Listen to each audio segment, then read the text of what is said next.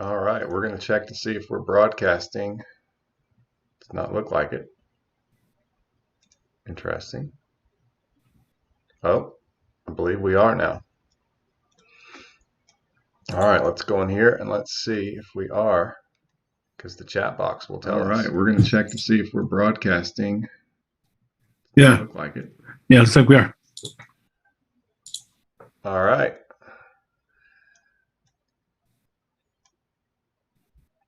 So we should start seeing people, and they're saying we are. So here we go. There's super chat number 2, Ken. Boom. And we're here to answer lots of questions. Last time we weren't able to get to everybody, but we were really trying. And I think we'll be smoother this time. Just remember, if we don't get to it, please ask it again.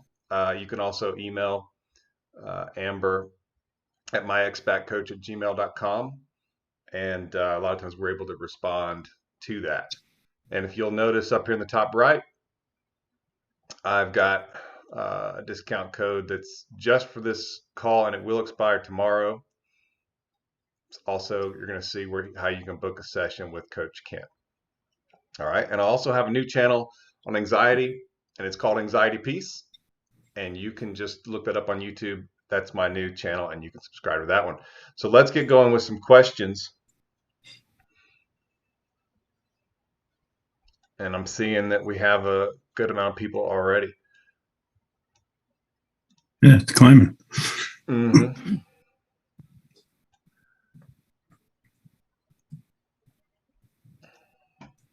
Darth Viper hit with, "Is there any hope 10 months later?" Is there any hope 10 months later? Well, I've definitely seen that work. 10 months. There's not really, this massive or exact limit on it, but your odds can go down when you have not had contact with them for a while. They go up at first, but then after somewhere around the 3-month mark, sometimes they can start to go down, but it really depends on what's going on with them. And so it's not an exact science, but there's certainly hope. I would say that it drops probably 25-30% after somewhere around the 8 to 10 month mark, but there's certainly still hope. And I hear of people even getting back together after years. And funny enough, I think it was the last or most recent comment on your last video, somebody left a comment talking about it's been over a year and their ex just came back. Been over a year? Yeah, sometimes it takes some people longer to come to their senses. And, that's an odd thing. Now, last time, so there were basically, and I'm only asking this because I don't want to overlook people who are paying, for their questions to be answered. But is that option there? Because it was real obvious to me last time, and I'm not seeing it at the moment. And I want to make sure that there's not somebody paying for us to answer a question and we're not seeing it.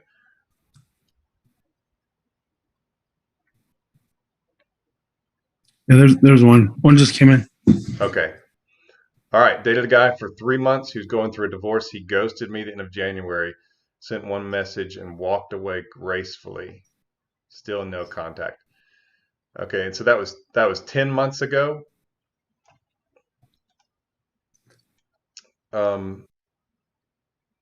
I ghosted her at the end of January.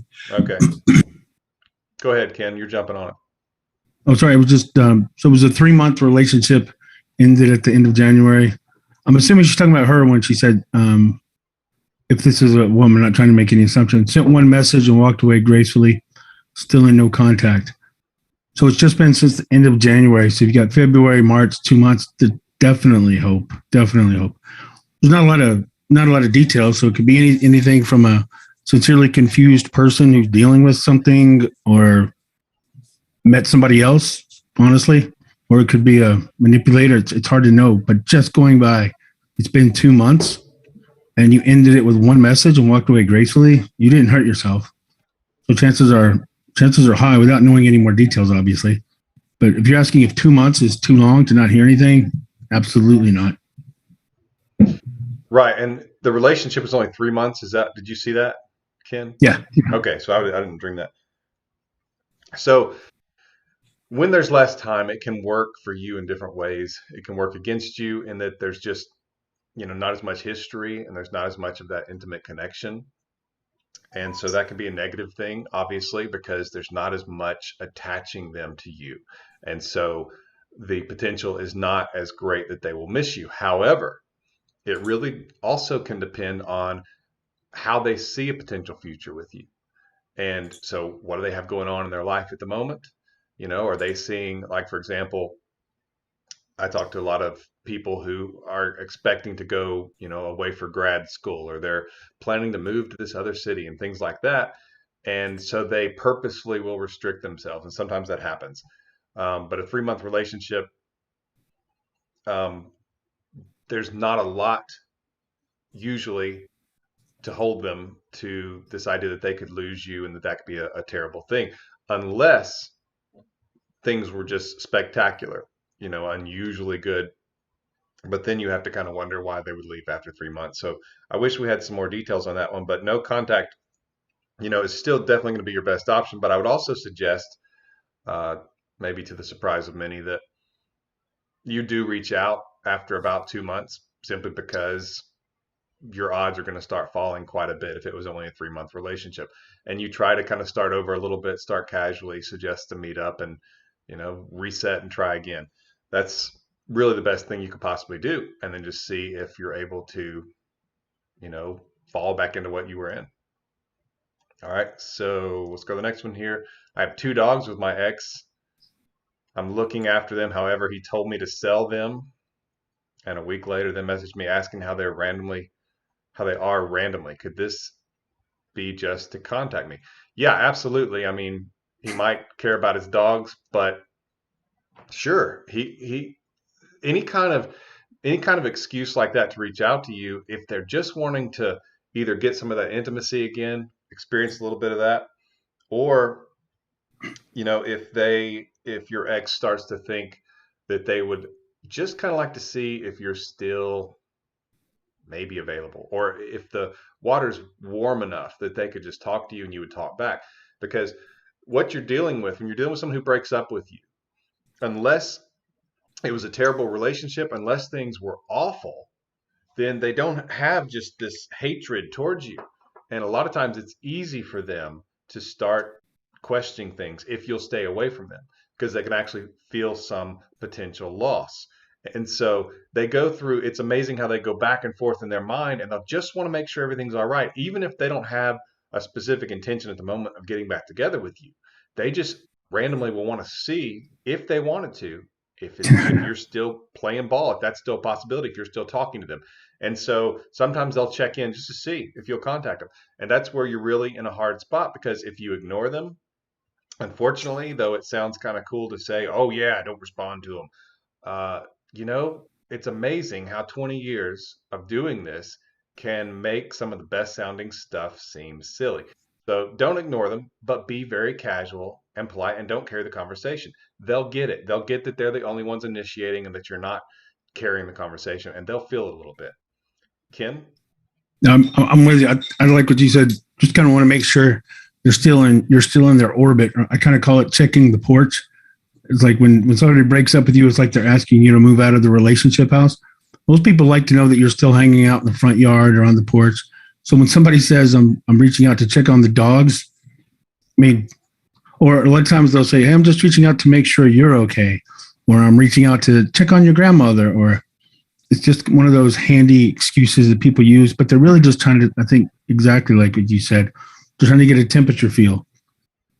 Just Yeah, trying to make sure that they haven't lost you. right. All right. I think, whoa, man, I hate fearing I'm going to miss some of these. Ken, you able to help me out there, buddy? I'm gonna have to keep my glasses on as much as I hate them. Yeah, no problem. Let's see here. Okay, I think this is the next one I see, even though I did see others. I'll scroll back up. So if you asked one, I'm not getting to it. I'll scroll up and I'll find it. Some time ago, I dated a guy at work for 6 months. Within a month of him dumping me, he rebounded with another female coworker. She dumped him after a year. Why did that rebound last so long? Um, so sometimes it's difficult to tell which is the rebound. and when is a relationship simply over? Just because it happens quickly does not mean it's a rebound. Usually it's a rebound if the relationship was extremely intense and there was sort of a quick breakup. It wasn't like a slow fade, but it was just sort of a sudden thing. That's usually when there's a rebound.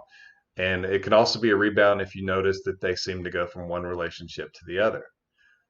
So normally, if it lasted a year, it's probably not a rebound, but that doesn't mean that it can't kind of have the same effect as a rebound.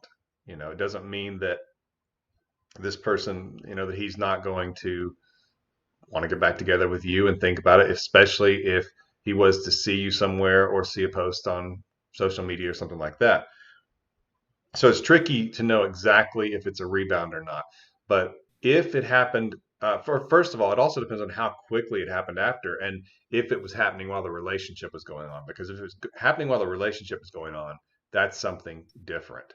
But a lot of these things can act like rebounds if you two had a good thing, and now I hate to say it, but he's probably feeling some ego shot. He's feeling some loss, like he lost this relationship.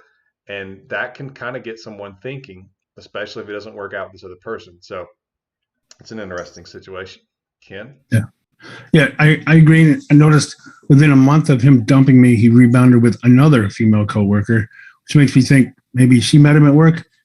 There's a good chance, like you said, that relationship already existed. So if he let go of one relationship and then started another one with somebody that he'd already had exposure to, there's a good chance that that was in the process of happening. And then if it lasted twice as long as that original, I don't know if you could refer to that as, like you said, as a rebound relationship. And as far as why it would last longer, I mean, you're always going to go to the most painful conclusion. Like they cared for them more, they were closer, there was more attraction. But without more details, it's really hard to know. Sometimes people are with other people for other resources. It could be financial, it could be networking, it could be some benefit that just made it more attractive or more beneficial for him to stay in that relationship longer. So it could be personal, but maybe it's not. It's just hard to know. All right. So 7-year relationship, 7 weeks I got dumped, 5 weeks no contact. She said, move on, it's over, and it will kill me to see you with someone else. When we broke up, what does this mean? Do I have a chance?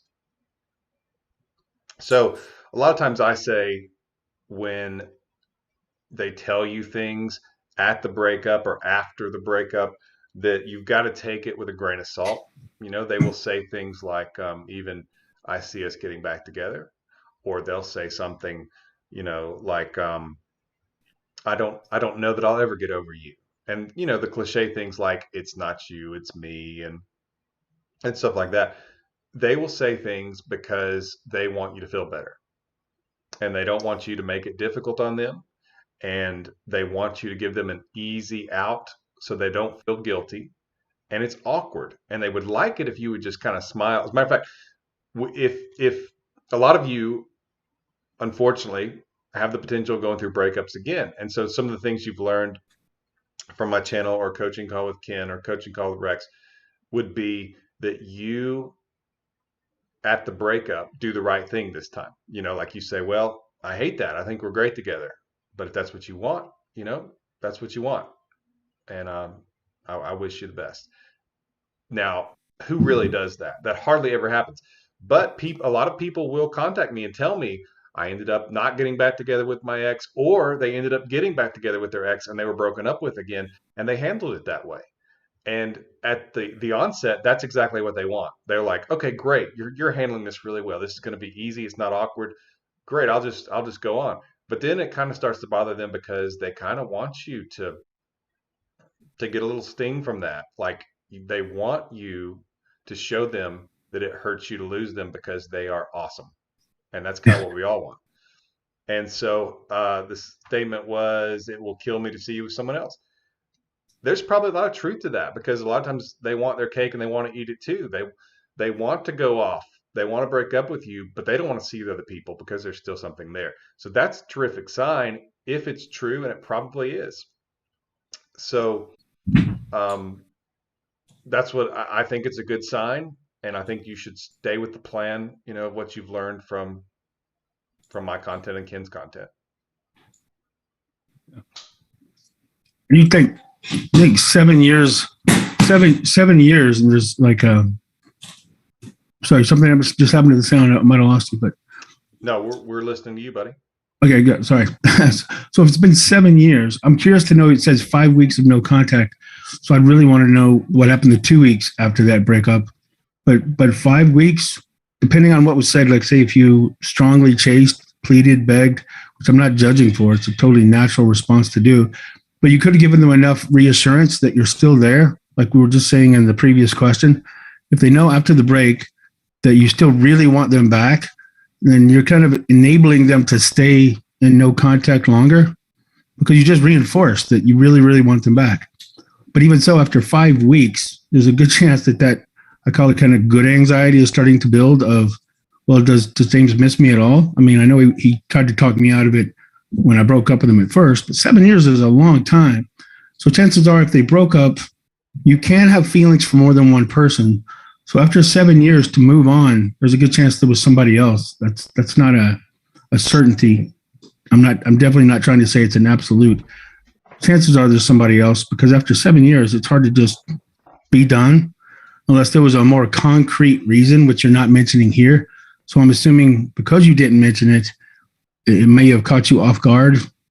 If it didn't, then you probably know the reason. If it did kind of catch you off guard, chances are it's somebody else. But not chasing is your best way to short circuit limerence with somebody else. All right, reached out after 2 months, no contact. She responded positive, texted for a bit, then asked she'd like to meet for coffee. She said she really liked to, but thinks it's a bit too soon, and if we could try again in a few months. Okay. Um, all right, so we've got a few things going on there. First of all, sounds like you did a good solid 2 months no contact, and sometimes people will say no contact is forever and that kind of thing, but we live in the real world, and sometimes people break down and they reach out, and 2 months is a pretty solid amount. I mean, that's 60 days of not chasing, giving them the breakup. Those are all things that just from a purely research and scientific standpoint work to reattract your ex a lot of times. And if anything, it doesn't push them further away. So you did really good with that. You reached out to her and she said to give her a few more months. Now, here's the problem. Attraction is not high enough, obviously, because when it is, you don't want to delay. She's still taking you. I assume I'm getting the sexes right. I don't know how people freak out about that nowadays. I'm gonna keep saying she. If she was just super attracted to you, she would have wanted to move quickly. Her saying give it a few months shows there's not enough concern, there's not enough fear of loss. Now that can just simply be time related. Uh, we don't have all the details here. I would in a coaching call, with Ken, which you can book using the link you're going to see back here. Right there it is. Book a session with Ken. If there's other details I don't know here, there's some things about the relationship, what it was like that can give us some clues on this. But attraction at the moment is not high enough. And so should you reach out again in a few months? If you're asking what I would do, I doubt it. I doubt it would be a few months. It would probably be like 6 months before I would reach out because you don't want to be kind of bugging her and saying, hey, your feelings changed any for me? Do I have a chance? That's a very weak position to be in. It's a very unattractive position to be in. So that's not something I would suggest you do. And, you kind of have to start over with no contact for sure, but I would give it more time at this point than 2 months, instead of just waiting on the 2 months. I would go further. I would wait longer. That doesn't mean that, if it's at 2 months and you think, I don't want to wait any longer. I want to talk to her and see if there's anything. If there's not, I want to move on. Go for it. That's fine.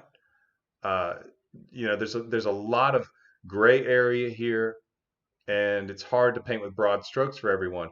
But the bottom line is, if you can show her you can stay away, you're in a much better position, and your odds are higher. Ken? Yeah, I totally agree. I'm echoing what you said. I will say too, what people tend to lose sight of if you go longer, especially if you've already kind of given time and it didn't do the trick, definitely want to surprise both of you by how long and how strong you're willing to appear. And if you get into like 6 months, 7 months, that seems like hopeless. But the truth is, when you get to that distance of no contact, you actually have a chance to reintroduce yourself. Like if anybody's ever seen The Count of Monte Cristo, I kind of refer to that scene where he's coming out of the sky in that hot air balloon and he kind of descends and he's got confidence and he's got resource and he's like the best version of himself. He's got a new identity. Just to put it in kind of a visual term, you have a chance to reintroduce yourself. And if you've been working on some things, if you've taken that energy and turned it from paralyzing depression and thought, okay, I know it might not be the kind of thing people proudly say, but I'm going to take this time to work on myself, to get better, to get stronger, to overcome some things. Even if the reason you're doing it is to win them back, that helps overcome depression sometimes. So it might not be the reason people proudly say, I'm working out. Why? Because I want to get my ex back. We're kind of trained to think that might be weak. And there's this popular saying of, you got to do it for yourself. Sometimes doing it for yourself leaves you paralyzed. So just be honest with yourself and say, maybe I'm doing it because I want to reattract somebody. At least that gives you a little bit more energy. And even when you get into those longer stretches of time, you do have the opportunity to almost be introduced as a new character, or at least a stronger, maybe strongest version of yourself. Yes, and I want to add to that, don't beat yourself up if your motivation is because you want to reattract your ex. Ideally, sure, it'd be you do it for you. And I get that. And I push that and encourage that. But it's okay to say, yeah, I'm doing this for me, but I also want to try to reattract my ex. Hello, real world. Okay, Melinda says, we were together 1.5 years. I was struggling a lot with personal issues. It's been 6 weeks. He blocked me on social media and his phone. I want him back. All right. So it's been 6 weeks. Ken, you go ahead real quick. I gotta get the screen back here. There we go. Okay. Right, I'm sorry. Can you, yeah. Go ahead. Okay, I was going to ask if you could read that question again. So they dated 1.5 years. He broke up with her. It's been 6 weeks, and he's blocked her on social media, and she says she really wants him back, and just some direction. Yeah. Okay. So if they broke up with you and didn't give you reason after that long, that's a good sign that they might be more inauthentic than you think. 1.5 years is a long time to have a serious relationship with somebody. So the kind of personality that can just cut you off, walk away, and not provide more explanation. Maybe he did, maybe they did, and you just don't have room to get into it with the question and how you worded it with the summary. But if it really caught you off guard and they left quickly and you haven't heard anything since then, that's usually a good sign that they were less authentic, we'll put it that way, than maybe they appeared. There's likely somebody else involved. If there is more reason than you could probably explain, then I would just say what Coach Lee covers in his videos, the no contact, specifically the clean slate message. A lot of things can happen when you reintroduce the idea that you're stronger than they anticipated. Normally people think when I'm going to break up with somebody, especially after 1.5 years, they're not going to like it. They're going to fight with me. They're going to argue. They're going to try to talk me out of it. If you respond more with, no, okay, if you don't want to be with me, I wouldn't have chosen this, but if that's how you feel, I don't want to talk you out of it. And even if you chase it first, which can be very natural, following it up with what Lee describes as that clean slate message can really help. And sometimes even add in there, the truth is I've realized maybe you're right. It could be that we're not the best fit long-term. When they hear you start to articulate any kind of doubt, and that's not even serious doubt, that's vague doubt. It could be maybe you're right. Maybe we're not a good fit long-term, but it tends to catch the other person's ego off guard. And even if they're with somebody else, they'll find themselves wondering what made you realize that maybe they're not a good fit.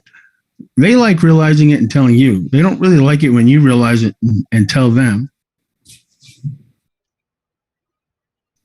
All right, let's. This is James. He says, part 2. We moved out of rental into her mom's and took a new puppy with us. We were saving for house, but puppy and her health work stress caused arguments between us. We argued on and off for 3 months. All right, so sounds like, there's a lot of stress. If you moved out of a rental, I don't know if there were financial issues or what. Work stress caused arguments. So, whenever you're sharing stress together, it can either really help you to grow or it can really mess things up, especially if you start blaming the other, attacking the other, and not feeling the other person is sort of peace in the storm. And so it sounds like there's a lot of stress, and the stress was basically she associated it with you, and in her mind, she's escaping some of that by getting away from you. And some of that is wonderfully seen in hindsight. And what I mean by wonderfully seen is that if you give this person some time where you're not chasing, where you're away, but also that's something where there needs to be some sort of statement. I do talk about sort of a clean slate message of sorts, but something to where you recognize that you two were in that situation and that you should have handled it differently and that you will going forward. You want that to be out there. You don't want her to think that you think you handled everything very well and that everything was great and she's being ridiculous, because then she thinks you're out of touch, you don't understand, and she won't see any hope in the future, so there's no point in coming back. So if you excuse me, if you have communicated that, then good. Don't repeat yourself. You'll just make your position weaker, because it will basically look like you're trying to force her to do what you want her to do and that you're chasing. But if you have done that, then trust it and basically stand on that and stay away. Now, I don't know how long it's been, but I can tell you this. One of the advantages to there being some issues like that is that you have more wiggle room to reach out and ask her to have coffee with you without looking like you're chasing. Because there's an interesting dynamic here. There's chasing and there's trying to have an adult conversation. There's, trying to kind of work through some of this. And so if it's maybe a little bit of a not a super clean breakup, then you have some of that wiggle room to say, let's have coffee. And if she accepts that, I encourage you to keep it light. Don't go over all your issues. All right, and I'll get more into that with other questions as I'm answering them. But just keep that in mind. Maybe talk about one issue the rest of the time. Talk about life. Talk about some positives. Remember things you've done together. Just have a positive experience that lets her miss you when you walk away from that. Because if it's just more stress because you two are going through all your issues, then when she walks away, it's like, oh my goodness, I'm so glad I'm away from all that. But if you can give her something to miss when she leaves, like a great little conversation, some laughter, some memories, some flirtatiousness, that's some good stuff there. And that's what I would suggest that you try to do.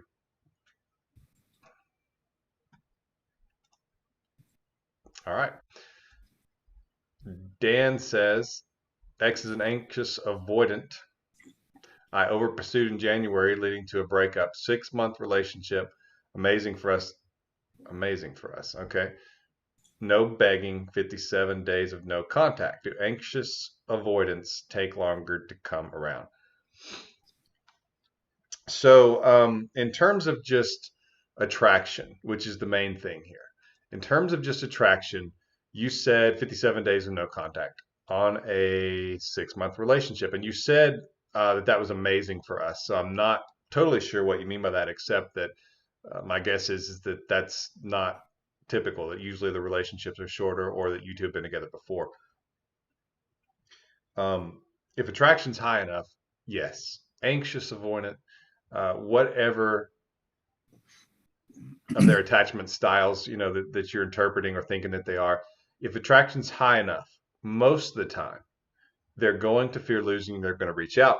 Now, when they have that hesitancy in relationships or in dealing with people, a lot of it will go back to the relationship and how they felt around you and speaking with you and interacting with you. Some relationships, people, the conversation is just back and forth and back and forth. And it's like, one person explained it. She said, when I'm with him, we can drive all the way to Florida. And it's like one giant conversation that never ends. We just keep going back. And it's just smooth like that. That doesn't mean that if you don't have that you didn't have something special. A lot of that has to do just with how people's brains work. But If it was like that, and if she still feels this connection to you that happens a lot of times when they feel like they're losing you, then reaching out to you, even if the her style, her is something where you think that it would be that she would avoid reaching out to you, or that her attachment style is such that she would be afraid of risking rejection or of even getting back into a relationship with you. It all comes down to what someone wants and what can attract them. And lose the fear of loss is the most powerful way of getting someone's attention and getting their action. We will work harder for something when we feel like we're losing it than we would to gain something new. That's just human behavior. And so you're at 57 days of no contact on a 6 month relationship. In my opinion, you're getting kind of to the point where you don't risk anything of simply and casually reaching out and maybe suggesting a meetup. And if it's not a positive response from her because the relationship wasn't a super long one, I suggest you try to move on at that point.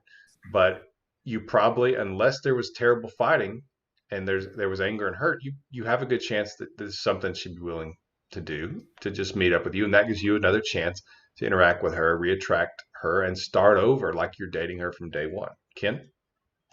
Yeah, I agree.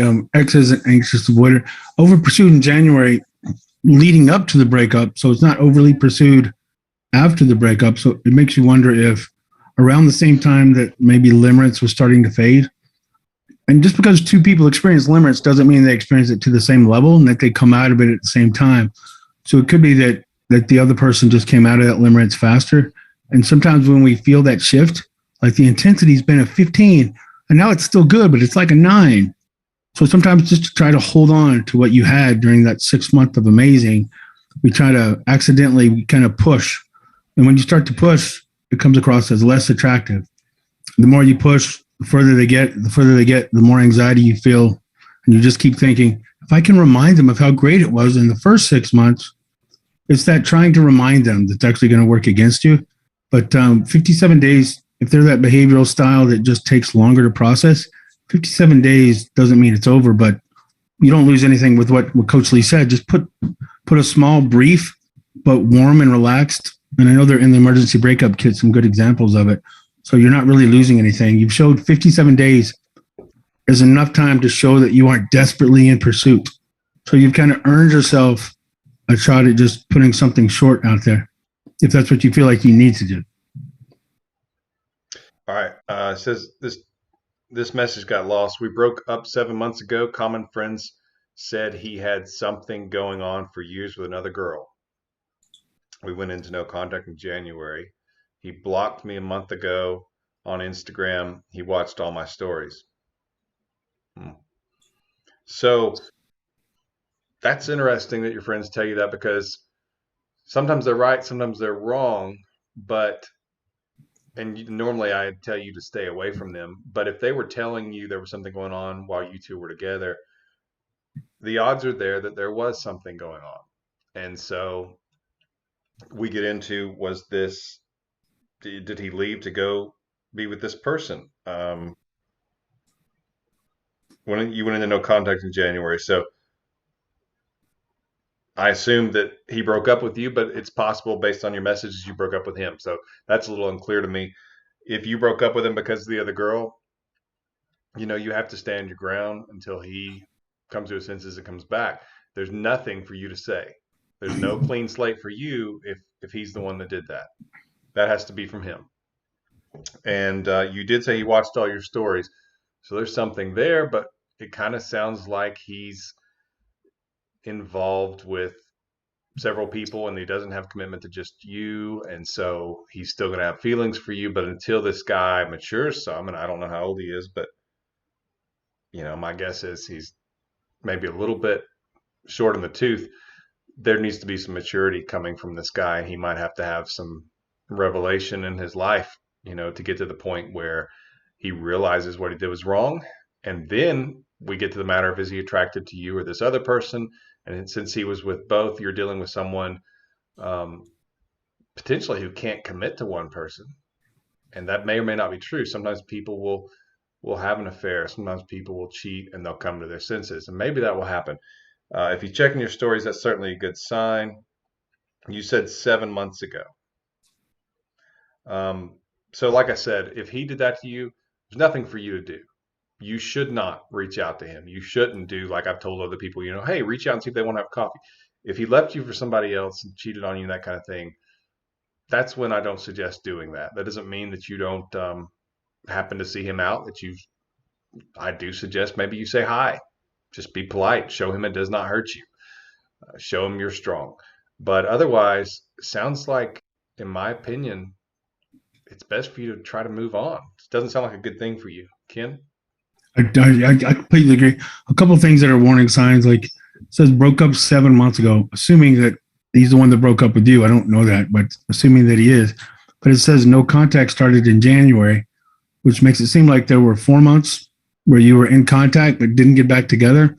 So what a manipulator will do is they'll break up with you, but they still like to stay in contact with you. They want to make sure that you're closer and at hand if they want to reach back out. They don't like losing a person because they kind of look at people like a resource a lot of times if they're a manipulator.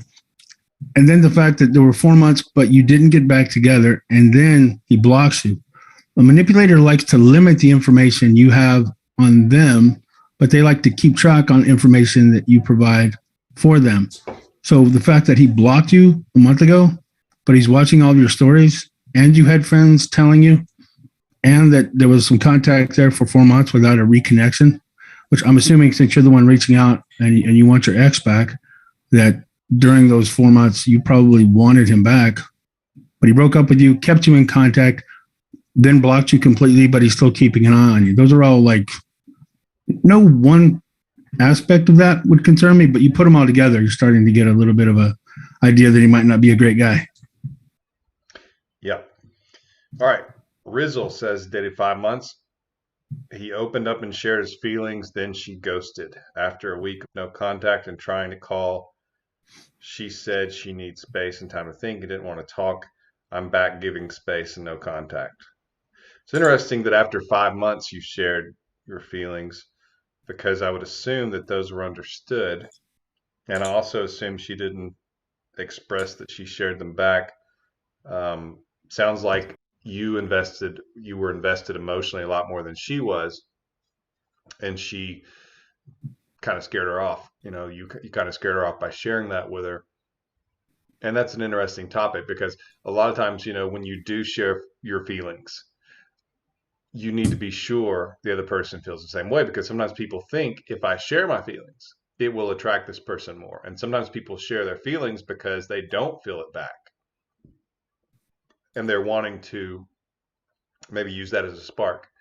Unfortunately, it doesn't work that way a lot. And so I usually tell people, share your feelings when you're sure that they are matched. You don't share your feelings to try to pull the other person up to the level that you feel for them in terms of how they feel about you. That's usually a recipe for disaster. You are, you're back to no contact. Good.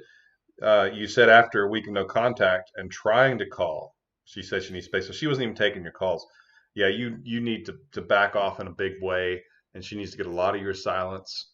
We're talking 4 or 5 months before you even make any attempt. And if she doesn't feel lost by that point, then it sounds sort of like that classic line, she's just not that into you, unfortunately. Ken? Yeah, I love what you said, that it backfires. I think the natural thought process after you've been broken up with and you're in pain, I'll reach out and share my feelings. If I share my feelings, it'll remind them how much I love them. And we see movies all the time that it's popular myth to think everybody's looking for the person that loves them most. And no, they're not. Like, I think the first person I heard it from was you years ago, Lee, when you said, hey, look, if it was a matter of who loves me the most beautiful women would be with the ugliest men. And sometimes vice versa, because those are the people that are like, it's almost like a dream, but that's not attractive. But we convince ourselves, if I share my feelings and pour my heart out, it'll remind them that I love them, which might remind them that they love me. And then we'll be back together because we remember each other. The truth is, what feels like acting out and being authentic You, when you're authentically in a lot of pain, is really not the truest form of you. Like if I was set on fire right now, I would react differently. It would be authentic, but it would be authentic me when I'm in a lot of pain. It wouldn't actually be the strongest and the truest version of me. So a lot of time what Coach Lee's saying when he talks about no contact, he's actually encouraging you to act like the truest, strongest version of yourself. It's just when you're in pain, it feels like you're acting. And some people tell themselves, I don't care if they don't take me back. I would just rather pour my heart out and be honest because that still gives me a good chance. Well, you're not actually presenting the strongest version, the most attractive version of yourself. So even though you're telling yourself you're being authentic, that's the authentic version of you when you're in agony. That's not the same thing. Well said. And to underline that, just remember, it's not a contest of who loves him the most. They are not going to say, well, this person loves me the most, so I'm going to go be with her, or I'm going to be with him. It's who they're attracted to the most. So keep that in mind. All right. Melinda says, and I believe this is an additional question, but he gave reasons, my struggles. I lost my husband 2 years ago. I'm very sorry to hear that. No contact 6 weeks. How does he know I'm in no contact if I'm blocked? He's on a dating site and it's killing me. All right. So he gave reasons, my struggles. In other words, your struggles were his reasons. That's interesting. No contact for 6 weeks. How does he know I'm in no contact if I'm blocked? Well, it's kind of where it still has some of the same effect because he knows that you could reach out to him. You could find a way if you really wanted to. Second, he's wondering if you are. And so sometimes when they block you, they kind of sabotage themselves and they can even create this preoccupation because they don't know if you've tried. And it doesn't occur to them at first because they don't care. But then you get later on down the road where you're basically forced to do no contact and he starts wondering about it. And so a lot of times people will tell me, I don't know why, but he just unblocked me. I don't know what's going on. A lot of times he's wondering about you and because he's basically forced to be in no contact. But at the same time, we know how to contact people. There are other ways. You could find them on LinkedIn. If you could use a friend to contact them. I don't suggest that at all. That's terrible to do, but we know that people can do that. And so it leads to a lot of times him wondering about you. A lot of people, and I don't have exact numbers on this one, but it could be an interesting thing to kind of keep track of. But a ton of people will tell me, this person blocked me, and now they've unblocked me, and I don't know what's going on. So keep that in mind because it's like they're in your shoes, and that's what happened. So I see that a lot, and you're doing all you can do. Ken? Yeah, I agree with what you said. And a lot of times, even if they block you, I've heard so many times of they'll create a fake account. You find out later somehow. So a lot of times they're peeking at you if your profiles are open. Just because they're blocking contact so you can't see what they're doing doesn't mean they're not a little curious about what you're doing. But in either case, let them have it. And do your best. I know it's easy to say, but me and Coach Lee have both been through heartbreak. So it's not just, saying something that we haven't lived, but try not to look at like a dating profile. Try not to look at social media. You get this compulsion thinking, if I can just get a peek, then that'll help that anxiety or it'll help that knot in my stomach. But it's usually the thing that throws people back into the pit of despair or that quicksand depression. I've talked to a lot of people that they'll say, I've been doing really good the last few days. And then I looked at their Instagram and I've just been, I can't even get out of bed now. Okay, so this is from Kelter. He says, wife, and then in parentheses it says not married. So I'm not sure what that means, but wife, not married, just up and left, kind of out of the blue. Is it easier to get back together if you have had 13 years and 5 kids together? I'm on week 5 now of smart contact. Kim? Yeah, I mean, there's so much left out of that summary, but I'll try to cover two possibilities quickly. 13 years is a long time. That can definitely work to your advantage. If it was a healthy marriage and it was a happy marriage, or at least not every marriage is going to be happy all the time, but if it was a good relationship, then it's not possible unless she's a sociopath or a psychopath or just been a narcissist in disguise for a long time that she's not going to miss you. So it can work on your behalf and no contact and do a lot of things. It takes the estimate that I heard most recently is that it takes a woman half the distance, half the length of a relationship to get over that relationship. So you have some time on your hands. On the other hand, if it is a manipulator, then that won't really mean anything. It could be that suddenly something became available that was a much higher value and resource, in which case, not such good news. It could also be that during those 13 years, if the reason she left was that maybe there were a couple of areas of conflict that, and I'm not saying this is the case, it's just a possibility that maybe she tried to articulate or she wanted you to understand. Let's just put it this way: if a couple stays in conflict long enough, then one of them will eventually move into a state of just numbness, where it's like suddenly you feel like the person you're married to has no feeling for you, and it's because the person you're married to has no feeling for you. If an area of importance just keeps getting ignored or reworded or kind of dismissed secondhand, then even authentic love after that much time can just start to feel like it's not there. And you'll know it when you see it, because you'll see somebody that was fighting for the relationship. Conflict isn't really as bad as people think, but suddenly they're not fighting for it. It's almost like they just lost the will to find the words. And it's because they've realized, I've tried to tell him every way I can think what I need and how I feel. And if I wrote it in sky, or if I chiseled it in stone, or wrote it with a knife across my own chest, they're just not going to understand, or they just don't care. 13 years is enough time for one of you to get to that point.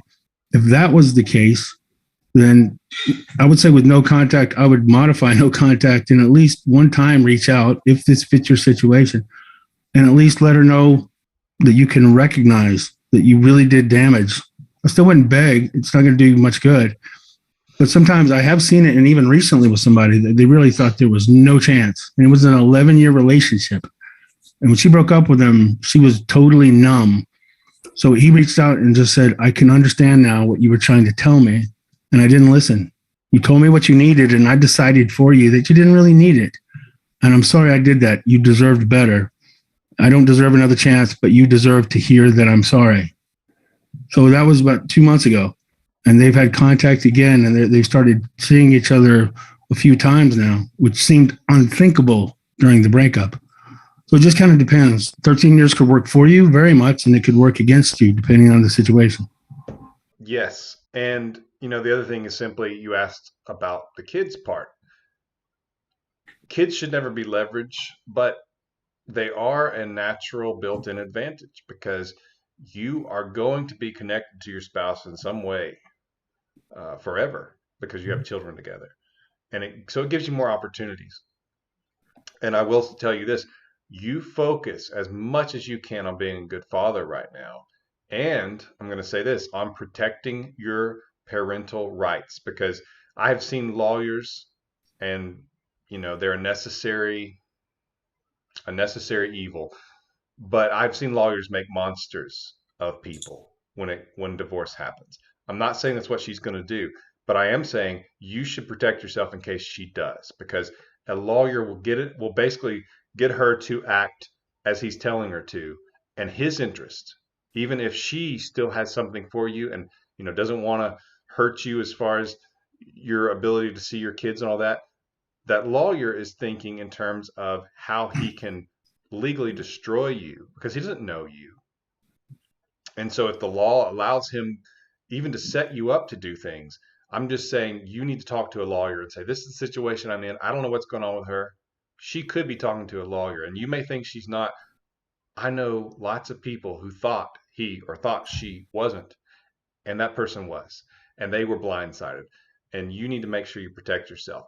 And at the same time, here's the thing: people get in this situation and they don't want to be too tough. But I will tell you this: if you let her walk all over you legally and defeat you like that, that's not attractive. She doesn't want to be with somebody she can defeat. She wants to be with somebody who respects himself enough to stick up for himself, and respects himself enough that he wants to make sure he's in the life of his kids as much as possible. And so he's going to get a lawyer and make sure that happens no matter what happens going forward. And so be the best father you can be right now. Focus on your kids as much as you can. Let her see that. That's attractive as well. And you mentioned smart contact. I'm guessing you've seen my video on, I call it strategic contact, and give some insight into that. And so does the emergency marriage kit, which that code, by the way, right there on the top right, the discount code will work for the emergency marriage kit as well, and it takes off a good amount. But those things, you're doing the right thing. I wish I knew a little bit more, and that'd be a good idea to maybe book a call with Coach Ken even and tell him some of this. But in terms of how you're handling smart contact and what's going on, but it's a great opportunity. And especially when you have kids together, you're probably going to be at some events together, and some little casual conversations can happen. And that's what I would encourage you to do. But there is going to need to be something that happens to turn the tide, or at least to show some direction here, because is she just going to be separated from you forever? At some point, something's going to happen. So that's why I say get a lawyer to protect yourself, keep interacting with her. But I do suggest a coaching call with Ken, just because I don't know what she said. I don't know what she's thinking. And there's definitely some direction, some details that he can provide, going forward based on what she's saying, because you do need to start making efforts to get the two of you back together, to have some of these conversations, even to kind of figure out what's going on. Is she getting further away? So I do suggest that, but I think we did give you some direction there at least. All I right, gotta say, you're just somebody who's known you for a long time. I love when you get fired up like that. Like there was some fire in you when you were talking about that, and you're right. It's the truth. Like most lawyers look at it like it's their job not to set you up for long-term peace after a traumatic divorce. They look at it like it's their job to get as much for you as they can. So they're not even if they're your lawyer, unless you tell them specifically not to do damage. Seen it so many times you can't count, and it's heartbreaking, and that's why you see that fire that Lee's talking about. And he's right; it's not attractive to lay down. Let them take everything that they want to take, including rights to your kids, hoping that's going to touch their heart. It doesn't work. yeah, and that's I'm not speaking out of turn here, but I have two coaches on my staff, Coach Ken and Coach Rex, and they have real world experience with this, and they know the details, and they have been in the school of hard knocks on this. I can't think of better people to guide those of you who are going through some of this, to look out for some of the pitfalls, the legal stuff. So Ken, to book a session with Ken, you can see it there on the screen. Highly, highly recommend it. That's why he's on the screen with me here. Muddy Masters says, my ex-girlfriend broke up 3 weeks ago over text. That's always fun. Over arguments over double standards. She was distant for weeks. She didn't respond to the 4 texts I sent in the week after. We dated 10 months. I didn't beg. It's good you didn't beg, but those texts probably made her feel a little bit of that, even if your wording was not begging. So double standards. Kind of wish I had more details on that, but my guess is that there was something that it was okay for you to do, but not okay for her, or okay for her to do, but not okay for you. Or it could be that uh, she expected you to do more, and you were saying, "Hey, but you should do some of these things too," and she was saying, "No, you should do them because you're the guy," or something like that. Understand that, and it's different for different people, but I tend to just really say that in terms of making each other feel loved and wanted, it should be very, very equal. That both of you should be acting like you were crazy about the other person, in good ways, that where you don't belittle yourself. But you said she broke up with you over text, arguments over double standards. All right, 10 months, and I don't know how, 3 weeks ago. Okay. And she didn't respond. She hasn't responded. So basically, your texts have gone unanswered. So you're very handcuffed right now. You cannot reach out to her for a while. And, we're talking, because of kind of what's happened, I would say 3 months is like a minimum. And then you need to decide if you want to. Because if she thinks she's superior to you, and that you're supposed to sort of serve her, and she's not supposed to return some of that, who wants that? That's difficult. Some people, don't get me wrong, some people in her situation can learn, and they can kind of see the error of their ways. Other people can't. They just see other people as being there to serve them, and that they're somehow superior. And that's where, even in your pain, find a way to stick up for yourself. Because it's interesting how people in breakups all of a sudden will take incredible abuse just to have a shot at getting this other person back.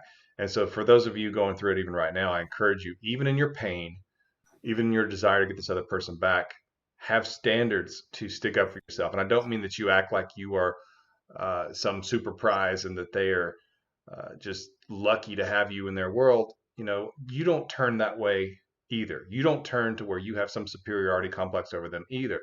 But do try to guide yourself. Try to stay far away from belittling yourself, even in your pain, to where it's hurting so bad that it's like I don't even care if it gets this person back.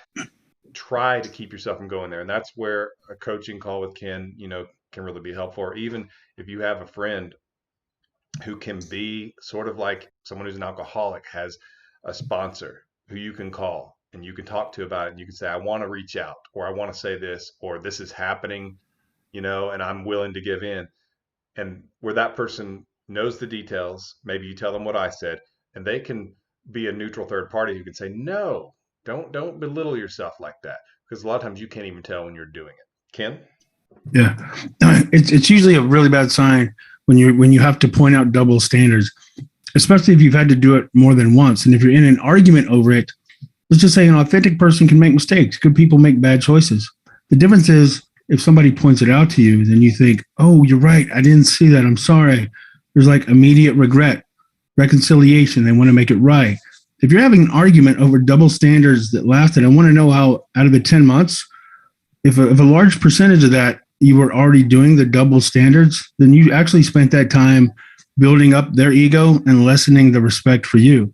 So 3 weeks, the good news is 3 weeks isn't a long time for them to start to realize maybe they underestimated your worth and you're showing more strength than they anticipated you having if you've been in a 10-month relationship that's got double standards.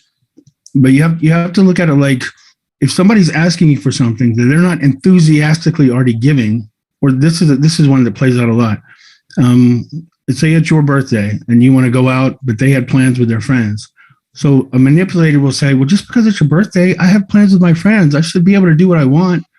And just because I love you doesn't mean I don't have my own life or have my own freedom. And you think, well, that's fair. I don't want to make them do something. So, okay, we'll just do my birthday some other night. But then it's their birthday. When it's something you want, it's about their rights. When it's something they want, suddenly it's about love. So if it was their birthday, they would say, well, yeah, you could go out with your friends, but I just don't understand. If you loved me, wouldn't you want to go out with me on my birthday? Oh, wait, that makes sense too. Okay. So you end up getting shorted on both ends of the stick. And even though you're aware of it, the lie that we tell ourselves is that deep down, they know that I'm giving more. Deep down, I think they admire me because I'm willing to give more. So when they get mad, they'll think back and realize I've proved how much I love them, even though it's been unfair. Just remind yourself, you're never earning respect or proving how much you love by tolerating being mistreated and manipulated. The only thing you're proving is that you're not worthy of respect. That's it. And frame it in another relationship. Like if you've ever seen a kid who's telling their mom, I hate you, and kicking her in the leg because she won't buy that toy. Do you think that kid ever wakes up the next morning and thinks, I've been an entitled little brat. I'm glad that my mom endured my abuse because that really makes me know how much she loves me. I'm going to go apologize to my mom. And I'm going to be a better kid. Or did they just keep acting like a little bastard? I mean, the truth is you have to draw a line. If you don't draw a line, then they're not going to think, wow, they've earned my respect by tolerating my mistreatment. All you'll prove is that you're not worthy of their respect. Yeah, and just keep in mind, it's not a contest of who loves them the most. It's a contest of who they're attracted to the most. That's just kind of part of it. So a couple people have asked, so where do I go to put in this emergency breakup discount code? Just go to myexpatcoach.com and you'll see a link to it. And the code's right there. SCD14 has a nice little ring to it. Susie, thank you for the kind words and the tip. All right. Jacqueline says, is it hopeless with someone who has a drinking problem? Together for 3 years, he broke up with me saying he'll not change. After 1 year, he wants to come back. Haven't taken him back. Breaks my heart. Okay, so he won't get help. He's got a drinking problem. He still wants to be with you, and you're saying, not till you get past this. I have lots of questions. Wish I, could ask more of them, but you want him back, but you want him back healthy emotionally and not addicted, or at least getting help for it. And so I think that if he's wanting you back badly, and I assume you've done this, but you basically said, I want you back as well. There's something standing in the way, and that is you need to get help for this. Either it's a professional addiction counselor, or it's Alcoholics Anonymous, or it's a clergy person, whatever it is. That's what's got to happen. If that's really clear, and so he knows you still care about him, but you're showing that you have standards for yourself, for your safety, for your life going forward, and that kind of thing, then that's a great way to move, because that way he can't sit there and be confused. He knows exactly what he has to do. So that gives you all kinds of better chances, simply because if he's sitting there really wanting it, he knows what it would take.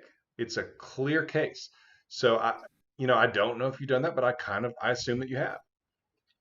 If you have, and he's not doing it, here's what I would suggest. I would suggest that you do not, and you're only going to do this for a time. This is temporary. And this is only because he does want to be with you. And if you believe that he can get past this, and that he's a terrific human being who's good to you otherwise, and that there's a future if he could just get past this, then stay in his life, invite him to coffee, invite him to where you have conversations, see what's going on in his head, let him see you, let him interact with you, and you two have your moments together where he can remember some of this stuff. And then ask him, are you going to do this? Give him the opportunity to say yes. Because here's the thing, what if he says yes and then he fails? You know, I imagine that if he's trying and he falls down, that you're not going to just backhand him and, onto the floor, figuratively speaking, and say, forget it then.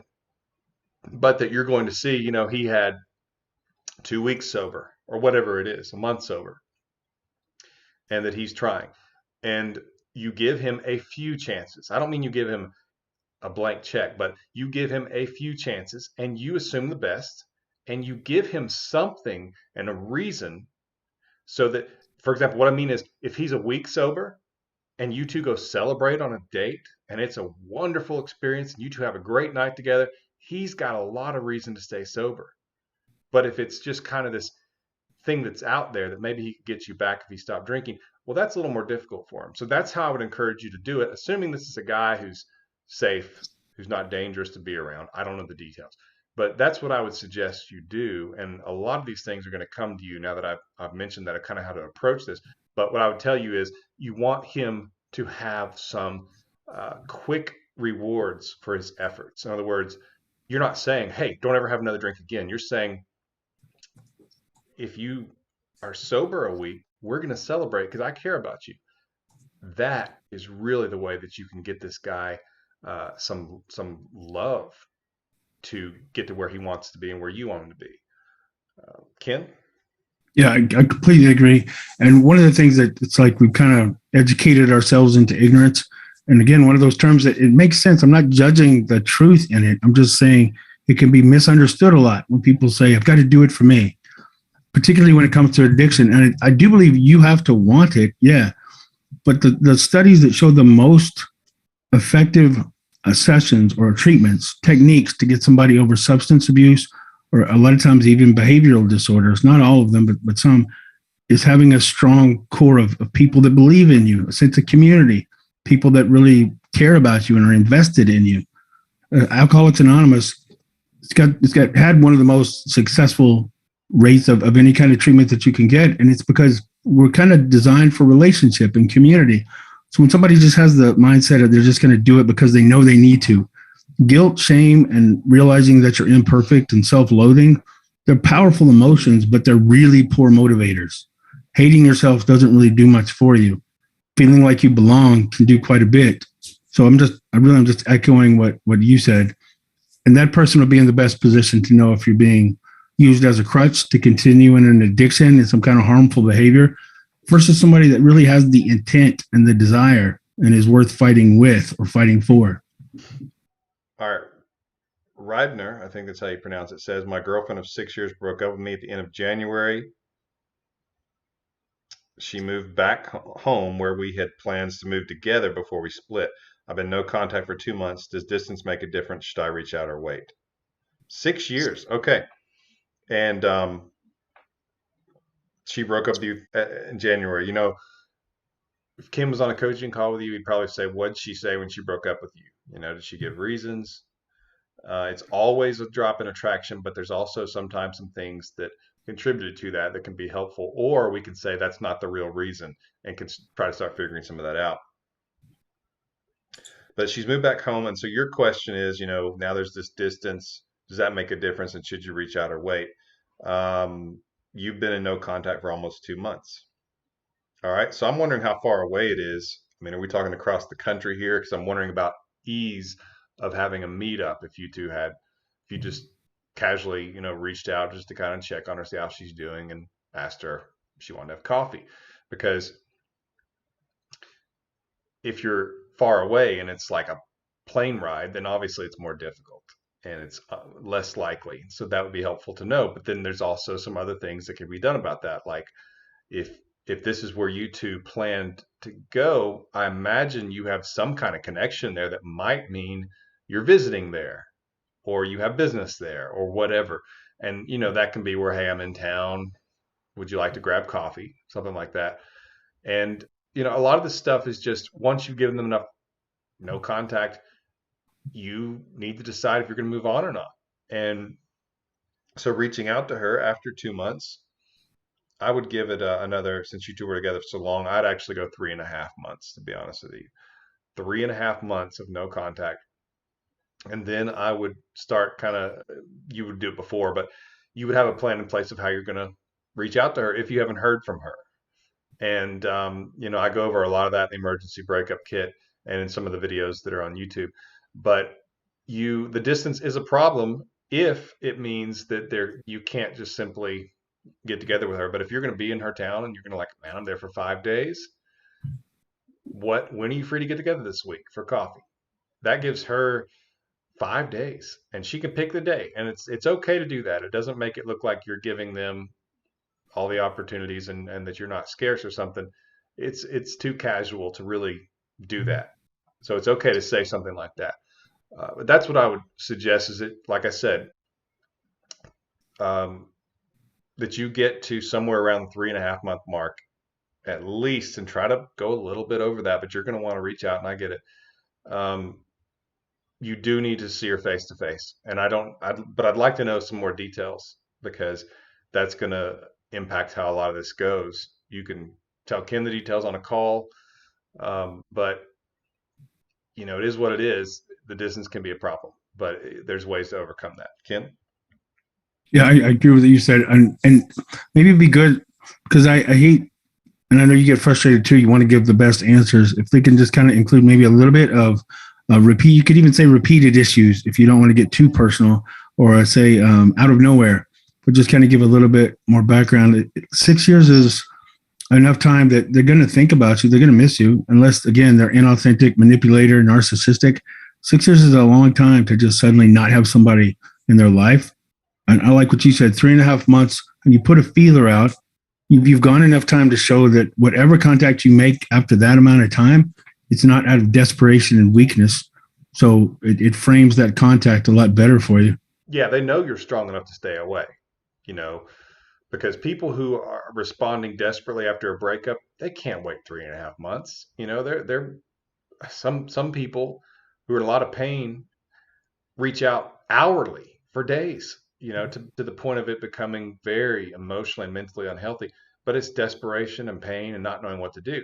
And so showing 3.5 months of no contact that you could stay away like that, you are going to get plenty of that. So don't let people tell you that if you ever reach out that you've blown all that. No, they know. They've had plenty of thoughts about it. So keep that in mind.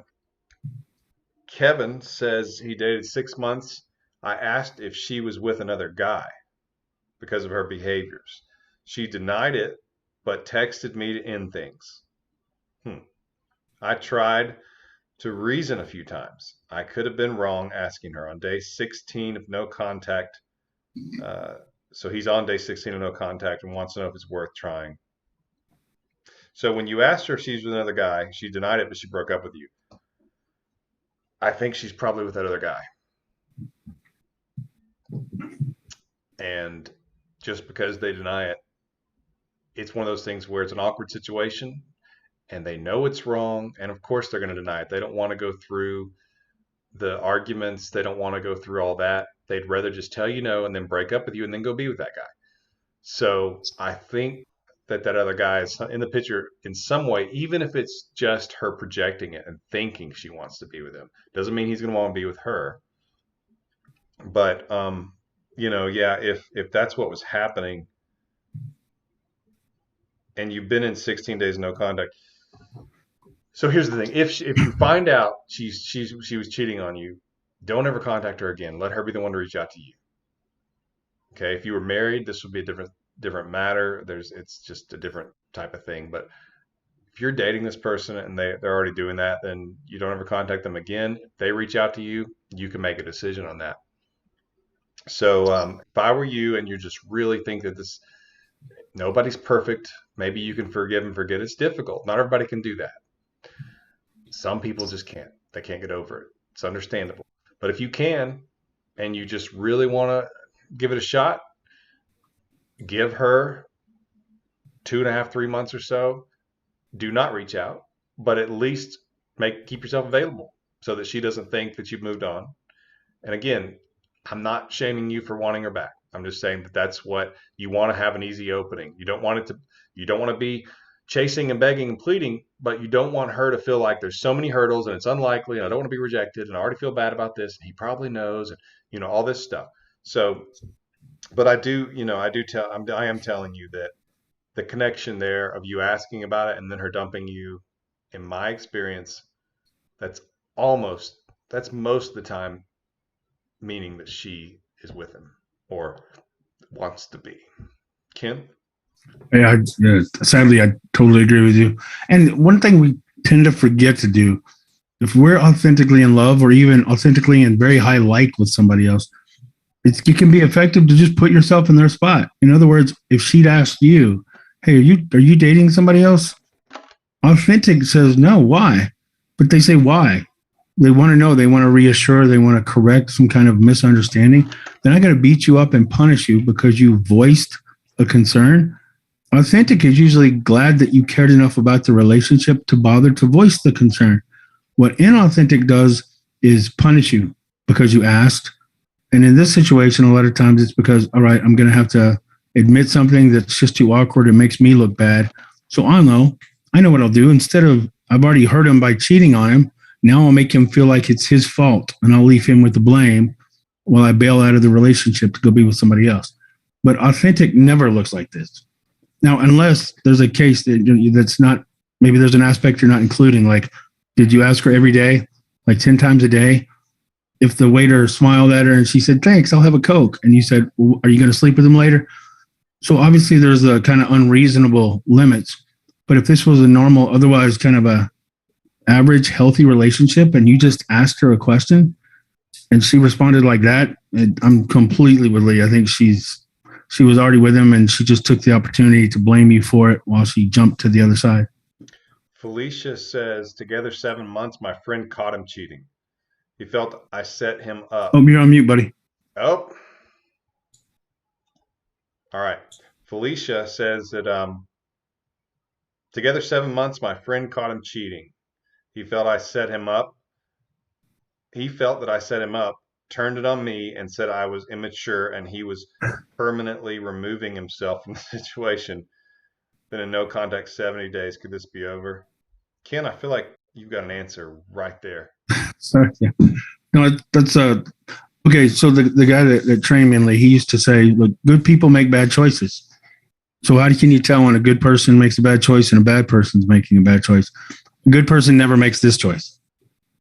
It's like it doesn't matter if you entrapped him, which is a legal term, but you're in a relationship. It shouldn't be about technicalities. Even if you set him up, which I would never recommend doing, it's a horrible idea to set somebody up, then you're kind of inviting your own trouble.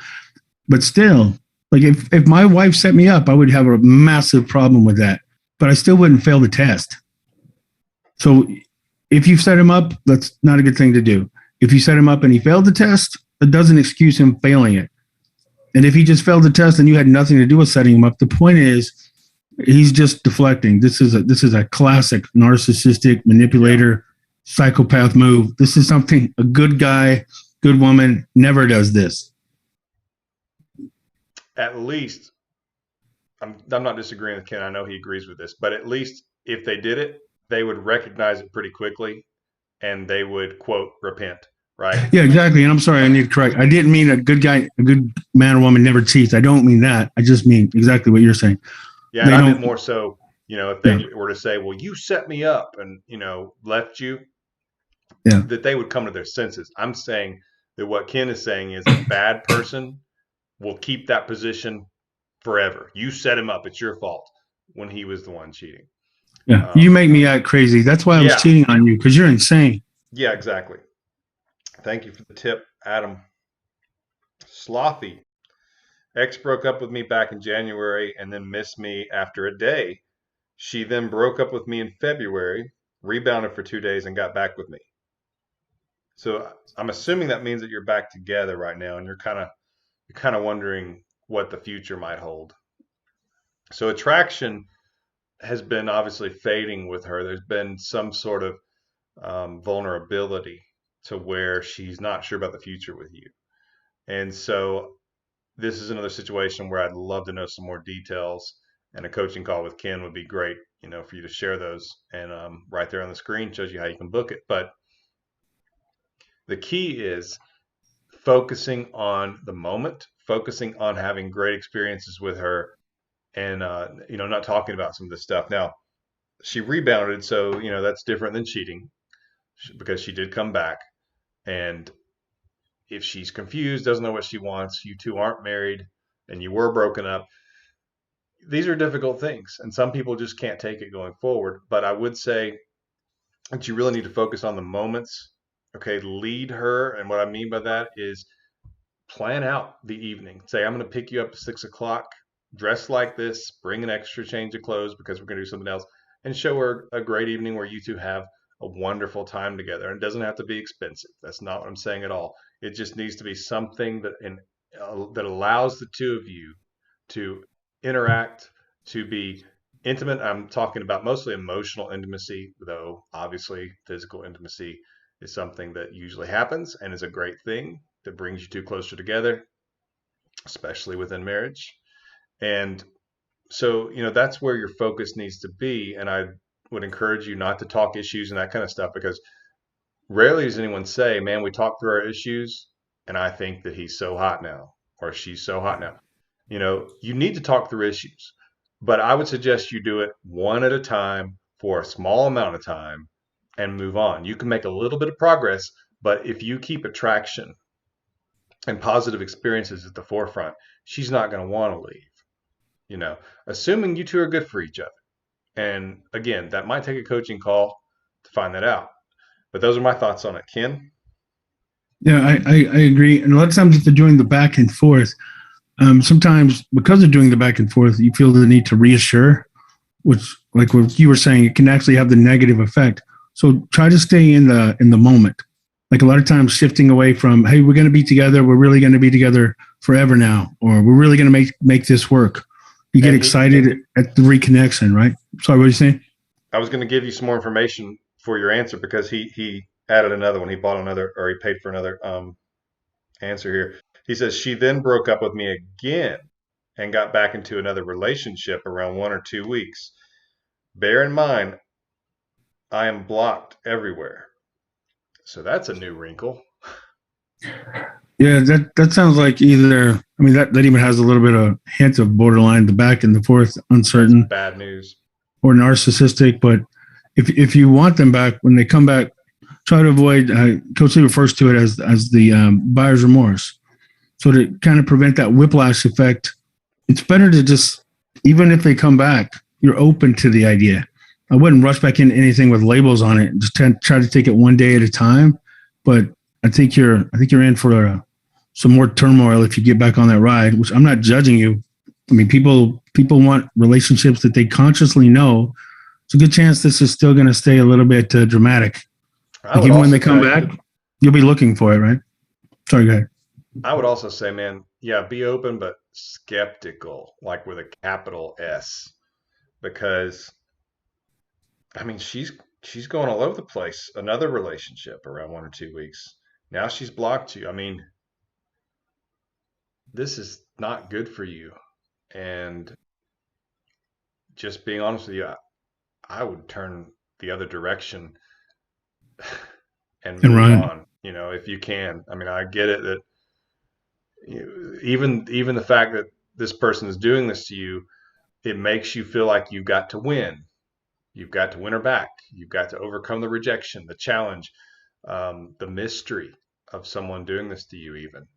So there's a lot of things that still will pull you back. But if you can try to look at it with just your mind, try to take your heart out of it. Your heart's great for certain things, but with things like this, your heart is just not a good voice. You've got to use your head and you've got to look at this kind of mathematically. Someone who's good for me and who I would have a great future with would not continually do this to me. One time, hey, we're all imperfect. She's doing it repeatedly and blocking you and just she's terrible to you. And I don't know what and I don't mean this badly, but I don't know what you're getting out of it. I don't know what you see that's in it for you because I don't see anything being in it for you. And I'm telling you, there's women out there who won't do this to you, man. I mean, there are, and you need to go find her. You need to go find them because Yeah. this girl just. I mean, I don't mean to be. I don't mean to stifle your hope, but I kind of hope you don't get her back because I don't want you to go through this again. This is miserable, and Yeah. she's doing it to you, Kim. Yeah. Yeah. And this might help sometimes. Sometimes framing helps. And the truth is, sometimes it just hurts to come to that realization, but it's still less hurt than what you're in for if you don't. We try to frame it like this. Sometimes we get caught up in a relationship and you have the good and the bad, and the good days make you think, oh, it's so worth it.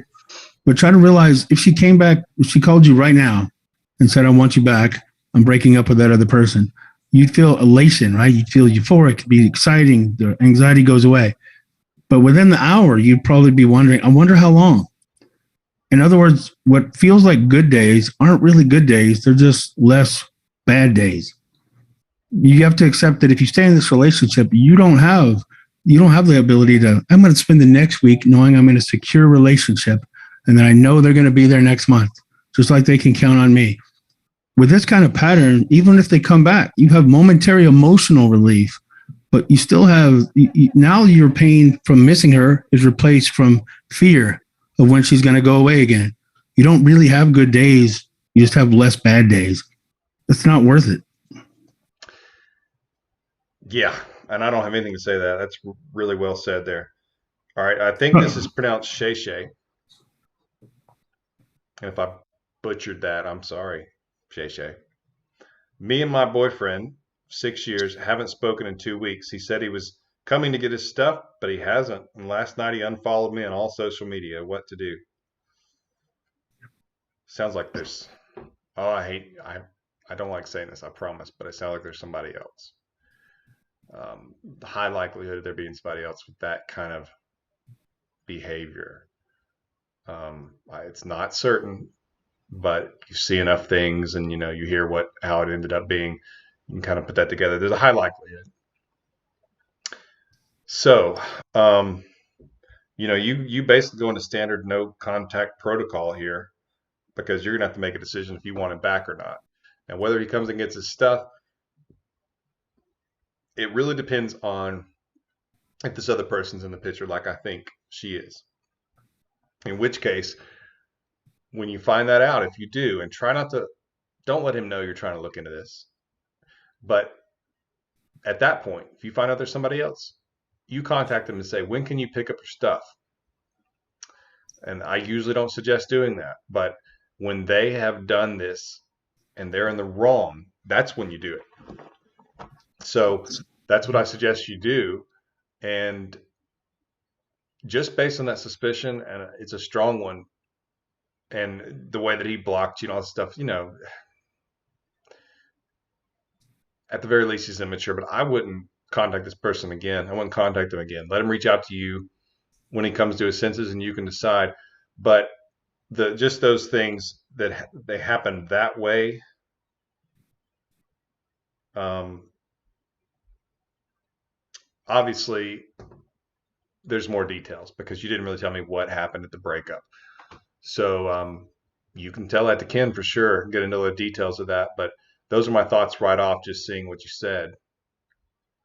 And Ken, I'm going to go to you. I'm going to take a quick intermission, but I'll be right back. And Ken's gonna give an answer here. Thanks, man. Yeah, when you read the question, when you read it, it's like me and my boyfriend 6 years haven't spoken in 2 weeks. So it's easy to kind of come at it from the assumption that they just disappeared. But sometimes haven't spoken in 2 weeks is after a big fight. If there was like a big explosion or some kind of a massive falling out. And if it was an argument that makes sense would happen after they disappear for 2 weeks, I'd still say it's a bad sign because 2 weeks is more than enough time to calm down and kind of, de-escalate. If somebody knows how to even self-soothe, you can be really in a rage. 2 weeks is enough time for you to calm down. And instead of doing that, they didn't come get your stuff. You haven't reached out at all. And then they're unfollowing you on social media, which strongly suggests that they're trying to just keep sending you signals that we're done, that we're done. So what to do? It's easy to say, get over them and move on. And I mean, I hope you do. The truth is, emotionally, when somebody leaves you quickly, and it can be more painful if you didn't have the fight. So if it just snuck up on you, logically we think, well, if they did that to me and I didn't do anything to deserve it, I'm going to be so mad. I don't want them back. But that's not really human behavior. That's not really human nature. Sometimes lack of understanding makes the pain worse. So if your pain is a 10, your understanding is a 2, then you have like obsessive pain. And that's when you find yourself just analyzing and reanalyzing, trying to figure out what you did wrong, trying to understand what you could fix. Even if you think you weren't the one that did something wrong, if you believe that maybe they believe you did something wrong, you're just looking, it's like you're running an autopsy to find cause of death for your relationship. And your mind just kind of obsessively locks on trying to find out how to fix it. So if you're feeling any of that, it's normal. But in either case, present with strength that you won't necessarily feel. So it's like the best way to get over somebody, a lot of times it's identical to the best way to draw them back. And that's by projecting more strength than you feel. It tends to trigger a need to re-examine and take a closer look and see if maybe what they're losing is more valuable than they thought. But I'm sorry you're going through it. And I'm sorry there's not a little bit more information to really kind of get an idea of what happened, but that's what I'd say. All right. Bloss says, forced long distance because of pandemic. She breaks up. Borders open and I come back. We meet. She says she made a mistake. We hook up. Now she's distant. Sounds a lot like some buyer's remorse, like things happen too quickly. It's not natural to just back out of a relationship and come back into it and things go right back to where they were. That oftentimes leads to this distance. And I'd like to know more about what that distance is. Is that she's not contacting you? Have you two not been speaking? Is she just not emotionally close? Is she emotionally distant or physically distant? So there's a few questions there. But the best thing you can do is, as I've mentioned before, you feel like that at the moment you are the leader of the two of you reuniting. Okay. Do not give too much attention. Don't say like, I notice you're distant. Don't do that because it's not helpful. It's really not. The best thing to do is to give her some space, but also to start over as though you're first dating her. Give her some space, but ask, what's she doing this weekend? When are you free to get together? Let's have dinner. Want to take you to this great place. Stuff like that. The best response when someone is distant in a healthy relationship, sure, say, I think something's bothering you. Would you like to talk about it? But don't, and so I want to clarify what I said earlier. In other words, don't be critical, like saying, well, you're distant. Don't be distant, which is what a lot of people do. They don't use those exact words, or they will sit there and kind of bug them about it if they don't want to talk about it. If they say, like, I don't know, don't push, because you will push them into a corner. You will make them think about it more than you want them to. Trust me. What you want to do at that point is to take the right action, the appropriate action, and give them a little bit of space, but then start over. reattracting them as you would in the beginning. And that's where it's, you ask them for dinner, and a lot of times, even if they're distant like that, they're still open to that. And we have to kind of choose something to go with. And so that's what I think, is that from what I've seen, a lot of times they're open to that. And you give them something to bring them back from that distance. Positive experiences with you, laughter, flirtation, attraction dynamics, planning out a great evening. Don't talk about the negatives. Don't complain about the distance. Show them why, when they walk away from you into that distance, that they want to come back. So that's where I would suggest that you go with this right now. And like I said, I don't know all the details because I do have a lot of questions about what's going on at the moment, and Ken would too. And a lot of this stuff is going to be able to give you some great guidance on where to go with this. And you can book a call with Ken with the link right there above in the top right of your screen, I guess. And that's what I would suggest in addition to what I said. Ken? Yeah. Well, the good thing, right, is that when she saw you, she still has attraction for you. That's good. It Oh, just yeah. seems like Coach Lee said, she also got enough reassurance that you haven't gone too far. So sometimes people, they have more traction when you're right there. So that's working for you. But depending on how you reacted after you saw each other and had that interaction again, the hookup again, if she got the feeling that, yeah, you're not only still there, you're enthusiastically there. And a lot of times it kind of gives that whiplash or the buyer's remorse effect. So I would just try to, if she's challenging you by giving you distance, accept the challenge. Or sometimes I'll say, if they're going to take a half step back, match it. Take a half step back on your own, and let them see that your desire to be with them isn't out of dependence. It's out of attraction, but it's out of strength. It's not out of like need. So take her up on the challenge and give her the distance and let her be the one to close it. I like that. All right. Monte Cristo. Oh, I like that name. Yeah, That book, Busting Vegas. They made a movie out of it called 21. Is that the name of the yeah. movie? Uh-huh. And they were at that casino in Monte Cristo, I believe. Or maybe I'm confusing that with the Count of Monte Cristo. Either Yeah. way, still Both are good. Both good movies too, right? it's a good name. It's fun to say. Girlfriend and I split after 7 months on the 20th because she doesn't trust that I won't hurt her again. All right. I've been in no contact since then. I haven't reached out. She's stoic, but is there a chance for me?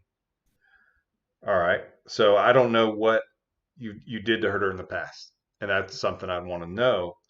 And I'd want to know what you've done since, in terms of, you said you've been in no contact. I'm wondering, there should be a very specific and direct apology that you say one time, and you give her the breakup, or at least a break or the space or whatever wording she's using.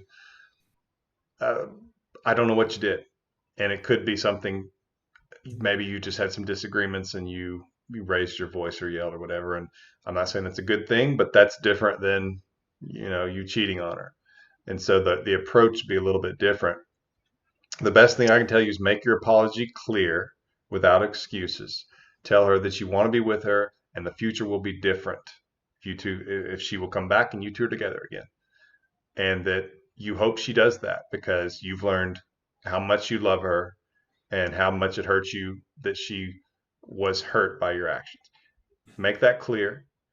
Don't try to force an answer out of her when you do that. You're just giving that to her to sit with, to let that go on in her mind, let her think about it and think about the future with you. And you back off and you use no contact to your advantage because you're showing respect for her decision, but you've also told her that you understand. You're showing her, I'm in touch with this. I'm not like oblivious. And that's really going to be your best bet. And again, this is a situation where you can give her, let's see, how long did you say you two were together? Or did you say that? Okay, you were together 7 months. So you've got the full spectrum there, somewhere around 2.5 months, 2 to 2.5. And then if you still feel this way about her, reach out and with something casual, such as, been wondering how you're doing, wanted to check up on you, see what she says. And if it seems like she's at least the response is good and positive, then say, we should get together. When are you free to get coffee this week? And yeah, I say when are you free to get coffee a lot because I love coffee and I assume everybody else does. But I know you don't, but that's okay. People just talk at coffee shops, at least here in the United States, and you can figure out the equivalent. But it's just something casual, and it's going to be simple and light, and you're going to show her what she's been missing, and that's just you two interacting, working that connection together, letting it happen, laughing, good stuff like that. Don't try to talk about the issues. She'll bring it up, and you've already apologized for it. Have a positive assumption at that point, and you kind of start dating her again, like you're starting over. Assume the best and see how she responds. Ken? Yeah, yeah, I like it. And so let's take it from the if it wasn't a recent thing, like if it wasn't like you've been together 7 months and then you hurt her and she's afraid to trust you again, if by chance it happened maybe 7 months ago or it happened in the past, and a lot of times I'll get a call from somebody that said, we got back together and then we've been together for months. And then she said, I can't bring myself to trust you again. I thought I could, but I can't. In that situation, a lot of times the person that breaks up with you is kind of wrestling with anxiety. Not always, but if this fits, and that's why that it seems like you made up, but then they'll kind of reach back into the past because they're still obsessing over it or thinking about it, or maybe you're still giving her reasons for it. But in any event, if it's something that did happen in the past and you've acknowledged it, you've rectified it, and you've apologized for it, no contact actually works really well in that case. Because if they're the kind of person that lets the anxiety and the what if build up until they disconnect or break up with you, giving them the space lets that anxiety start to work on your behalf a lot of times. So the same impulse they had to, sometimes people are just, they future cast and they worry about making a mistake. So they reach back into the past and say, what if he does it again? If you give them time and space and don't chase and pursue, then a lot of times that impulse starts to turn in your favor. Well, maybe they did change. Maybe I imagined it, or maybe I just worried myself into this state. So you give them room to start letting the anxiety work for you. Going back to that porch metaphor, if they break up with you and you go outside on the porch and they look outside the window and every time they look, you're still right there, then they don't really have any reason to start second guessing if maybe they made a mistake. But if you give them that space and they broke up with you because they tend to analyze or dwell on something too much, a lot of times that same mentality will start to analyze and dwell on maybe they made a mistake in letting you go. But you have to give them the room and the space to let that kick in. All right. Sabina says 5-month relationship. I didn't beg him. Went no contact. He started following me on Insta 2 weeks after. Today he ignored me at the gym after 26 days of no contact. We said hi, and later he didn't even look at me.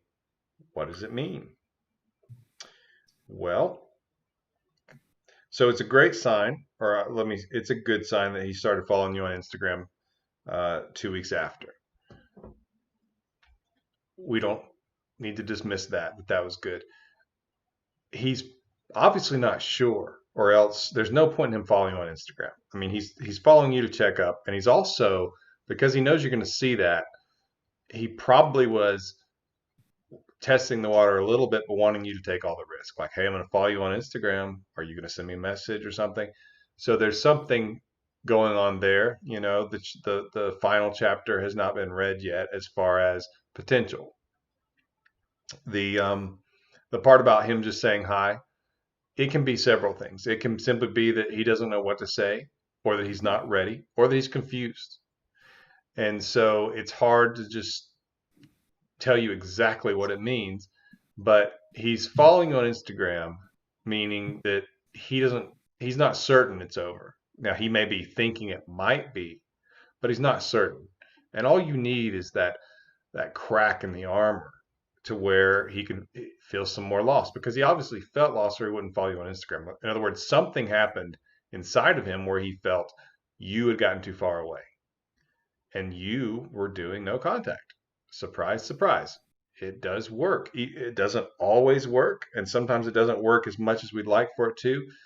And sometimes there's some more work for you to do. And I only mean in terms of when he reaches out and you two getting back together. But The odds are pretty good you're going to hear from him, especially since he did see you recently.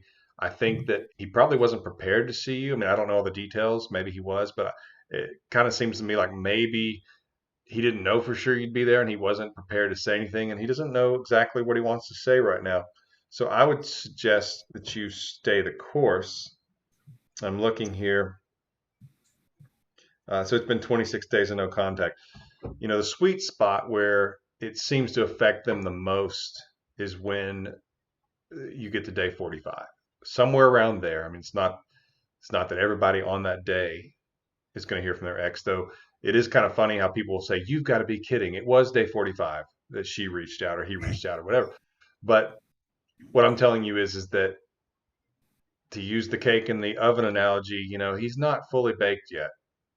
There's still a lot of potential out there, and I would at least go to that 2.5 month mark. You said you already got 3.5 years. Wait, oh, I missed. My screen just moved on me. A Um, 5 months, 5 months relationship. okay, 5 months. Um, yeah, then you're talking like the month and a half mark, somewhere in there, where if you wanted to, you could reach out casually. I wouldn't if I were you. Because he does seem to be kind of floundering a little bit.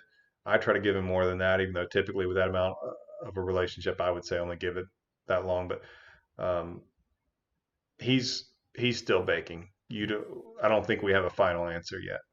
Ken, what do you think? Yeah, yeah, I agree. Sometimes it's painful when you're in a better position. So you're getting some signs, but part of it I didn't really follow. It says today he ignored me at the gym. 26 days no contact. We said hi. So for the most part, he ignored you, and then you said hi, and then later he didn't even look at me. What does it mean? If I'm reading it right, you're just kind of getting mixed signals. It's like what Coach Lee said. The good news is he's not actually 100%. He's not certain that he doesn't want to be with you. The drawback of that is sometimes when you're getting some contact, it's like you see the door creak open, you just want to kick it in, or you at least want to start knocking, trying to push a little more. But if they're going back and forth, I usually say stay in no contact and just let that tension, let that anxiety keep building on your behalf instead of kind of going with the emotion. Yeah, and so we're going to keep trying to get to these. Um, this is one from Goat Hunter. 1 year no contact. She reached out with Snapchats of when her and I were together, then initiated a face to face. She still Snapchats me, but she's currently dating someone else and has been for a year. Okay, so you two, okay, have been apart for a year. I wish I knew what happened after the face to face and what happened at the face to face. That would be some good information to know. She's been with somebody else for a year. I'm even wondering when this person came into the picture. So I wish I had more information. I can tell you that after a year, the odds are not in your favor that she's going to come back, because usually they would have by then. Now, that doesn't mean that they don't. Like I said, I hear that a lot of it happening. I'm just saying the reason I hear it a lot is because the audience is pretty big, so I'm going to hear it a lot. But in terms of the percentages are not very high. After a year, it drops down to something like 25%, maybe 30%. And like I said, it depends on some other things. But since she's with this other guy right now, I mean, you are up the creek without a paddle at the moment. I mean, you can do nothing at the moment.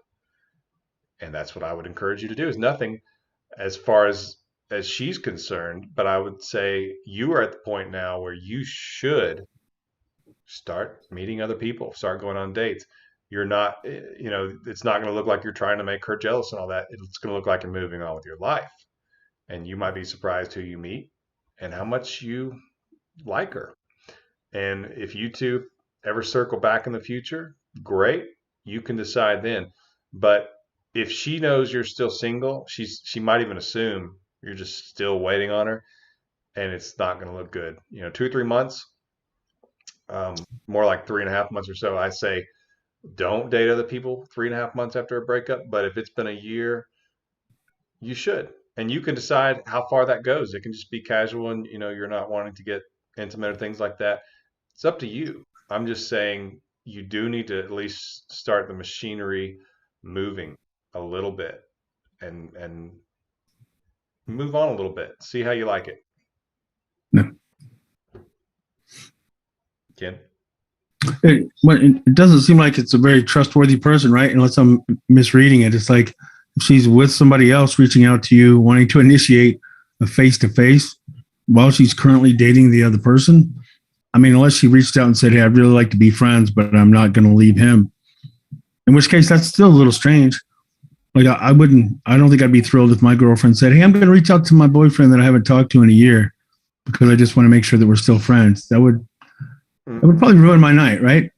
So even if she's coming back, I don't think you have a lot of reason here to think this is got the quality to go long term. So Sergio, you said that you had asked a question, and we didn't get to it or you missed it, and you're asking if we relook at that. Kim, would you mind seeing if you can find that while I'm going to read this one? Yeah, absolutely. This is from Kat. X and I broke up recently. He saw I was unhappy and stressed. We've been together for 2 years in an open relationship. We've been arguing for 2 months. Friends he has talked, he feels complicated, but say he doesn't want to be in a relationship with me, but I assume just wants friendship. Will we be back together? All right, so I know that this is not how everybody sees it, but this is how I see it and based on my experience. But open relationships oftentimes will get to that point. And by open, I mean, that you are being emotionally connected to other people. Obviously, a lot of times that involves physical as well. But the danger, I mean, neither are good, in my opinion, but the danger is the emotional connections with multiple people because you kind of rewire your emotions in some ways to where instead of being committed with one person, you kind of learn to have all these romantic relationships with other people, and it waters down all those relationships. And some people are okay with that, but it often results in exactly what you're describing. And it's not a good situation to be in. And I understand the reasoning behind it. Sometimes it sounds like a good idea, especially if you're wanting to save your relationship with this person. You're willing to try these things. Or if you think, not ready for marriage yet or whatever, and might as well do this while I'm young or whatever. I get that there's some reasoning behind that and it makes sense. But long term, it's one of those things where I can't even count. I can't even guess how many times I've seen people get in these situations and it just wrecks them because most of us want to have that one person and might even see this as a resource to get them. And a lot of us figure that out and we're in some sort of open relationship that we just want one person. But then a lot of times we've introduced this other person to this idea of an open relationship and they've gotten used to that and kind of rewired their own emotional circuitry. And it gets weird, to say the least. To use a line from People of Earth, which, is a great show and I wish it was still on the air.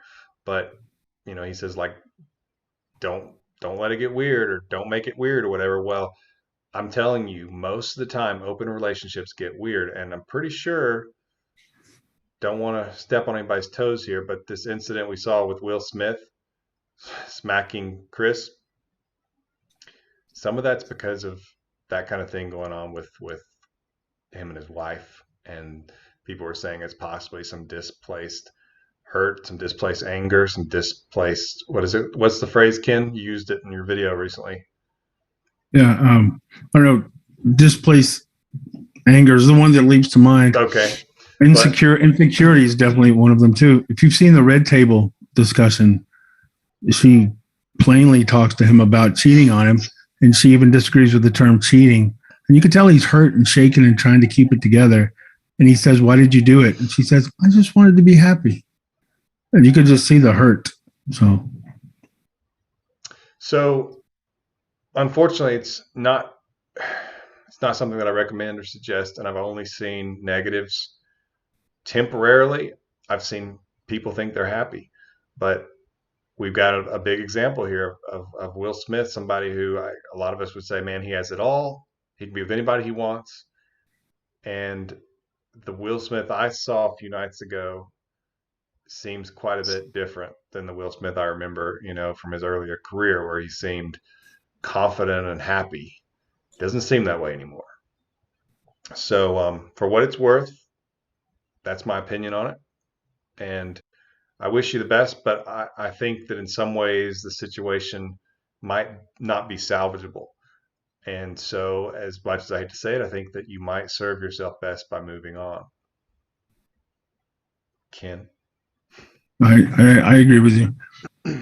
Sometimes it seems like it's a great idea, but I've yet to see a couple that are kind of engaged in that lifestyle, and to each their own. I'm not trying to step in and judge somebody else's decision, but as somebody who just deals with relationships for a long time, it's really hard to separate it. Like I had a client recently that was in that school of thought, and in the conversation, this was his perspective. He said he had it set up so his wife could have sex with other men, and she would set up the phone to so he could literally watch it while it's happening.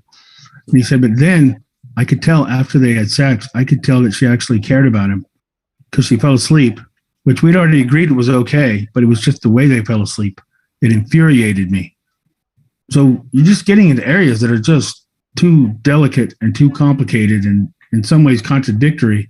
So it's like there's that part of you that's just, has more lust and it's more about gratification, but then you have the part of you that has more depth to the relationship. It's really hard to just kind of weigh all that stuff out. It's tricky business.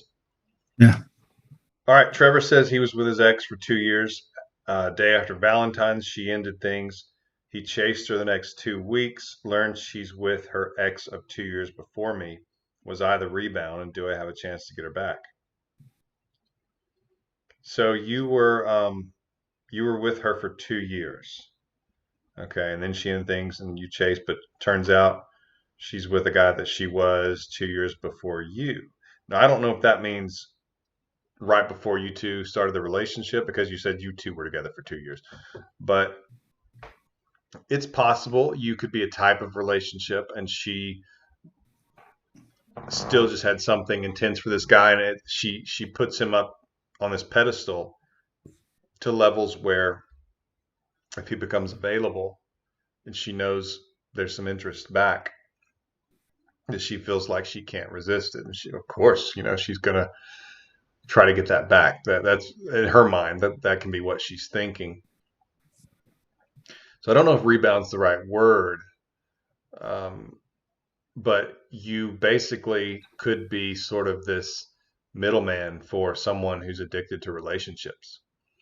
And by that, I don't mean that relationships are bad, but I'm saying if you were someone that she just thought could maybe fill this place, and maybe eventually you would be the one, and then it hadn't quite happened, and she saw this opening to be back with the guy she really wanted to be with anyway, unfortunately, then that's a possibility. But at the same time, you actually have some advantage being more recent, because if she gets back with this guy, and I don't know, did you give a time on how long they've been together? You said you chased the next 2 weeks. So I don't know how long it's been, but assuming you stop chasing and now you should leave her alone and give her this, if this is what she wants, then your odds are not terrible, because she can be with this guy, and it can, especially if she thought, wow, here's my opportunity, I'm going to go be with this guy, this is the one I wanted, this is the person of my dreams. That's hard to live up to. And we're talking about, this was years ago. And if it's not what she thought it was going to be, and with those high expectations, there's got to be some letdown. That can be the point where she starts thinking about you. But the real question is, if she left you for someone, That's what I don't know from your question. I don't know if I don't know if this was where she left you for him. That's a big issue, and that might be something to talk about with Ken on a coaching call. But if she left you, then you don't need to do anything. I'm sorry. If she left you for him, then you don't need to do anything. But if she left you and then she met him, you know, or found out he was single and they kind of got together, that's a little bit different. That's where some of the standard protocol applies. But if she is serious with someone, by the way, I just want to clarify, if she's serious with someone, I don't suggest you reach out. So don't think, oh, well, it's been 2.5 months. So Coach Lee says I should reach out. If she's with someone in a relationship with him, no, you don't reach out, because first of all, it makes you look weak because she's in a relationship with someone and you're reaching out. So it puts him in the position of power. It also can make her think, wow, even though I'm with somebody else and broke up with him, he still wants to be with me. You don't want her to be assured of that. She might suspect it a little bit, but you don't want her to be sure of it. So that's where in a lot of my videos, I do talk about the mystery and all that kind of stuff. But this is different, and you are going to have to decide how long you want to wait for her. I don't suggest you wait that long. 4 or 5 months is kind of the max. I tell people 3 months, go ahead and start dating again, especially if they have somebody else. Go ahead and start, at least go have dinner with people. It doesn't have to be a serious date, but just get the machinery working again. And, you know, the future is open. We'll see what happens. But whether or not you're the rebound doesn't really matter. What matters is right now she's with somebody who she has a history with. And you're going to see if her being without you makes her think that you were the one she really wanted to be with. And then you need to be really careful and skeptical, because there's a lot of red flags around what she did. Yeah. You've said this before, and I've seen this. I've seen this in one of your videos. We've talked about it. A lot of times, you can actually throw a nice little hand grenade into the limerence of another relationship by not chasing. Whereas if you chase, it's like, well, now this person has their ego being fed by the new person and by the old person chasing. So it tends to make them feel really good. People tend not to move when they're having their ego fed from two sources. But if you unplug and walk away, it's kind of like sabotaging that limerence a lot of times.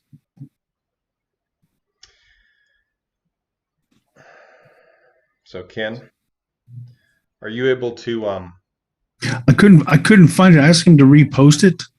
Okay. Yeah, Sergio, please repost. Even in the chat, I'm not trying to say pay something else, but just Yeah, no, if you can in do the chat. yeah, if you can do it right now while we're looking at it, then we'll see it come up. But I do want to find that, and if we don't get to your question, please email myexpatcoach@gmail.com. Tell us your username, and Amber will verify that you paid us to answer the question. We didn't answer it because we're trying to get to all these.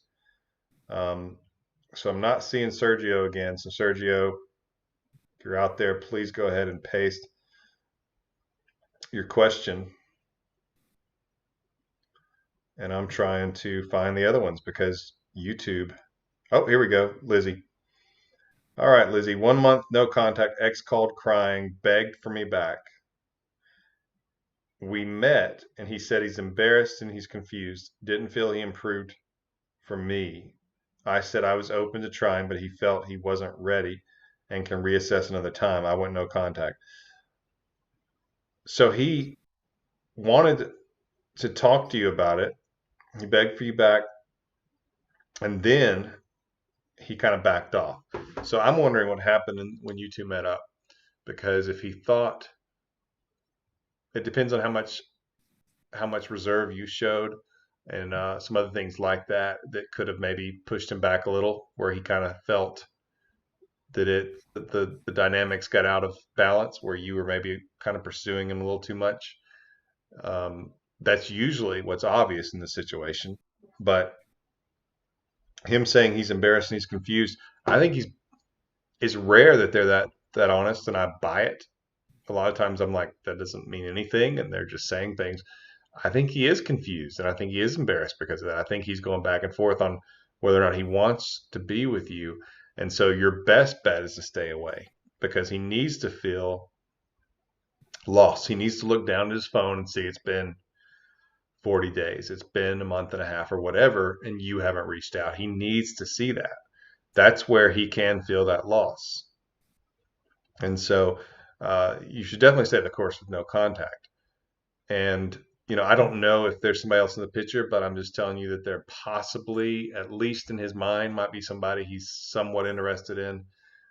Doesn't mean that he's going to do anything about it, but for whatever reason, something has got him confused, and sometimes that can be the case. But other times, it can just be that his feelings for you, that is his emotional attraction to you, faded, and that's what he's describing most likely, is that he's confused, and I think he's probably being honest about that. So give him some clarity by staying away and letting him feel some of that loss and see that you can stay away um, as long as you can. Ken?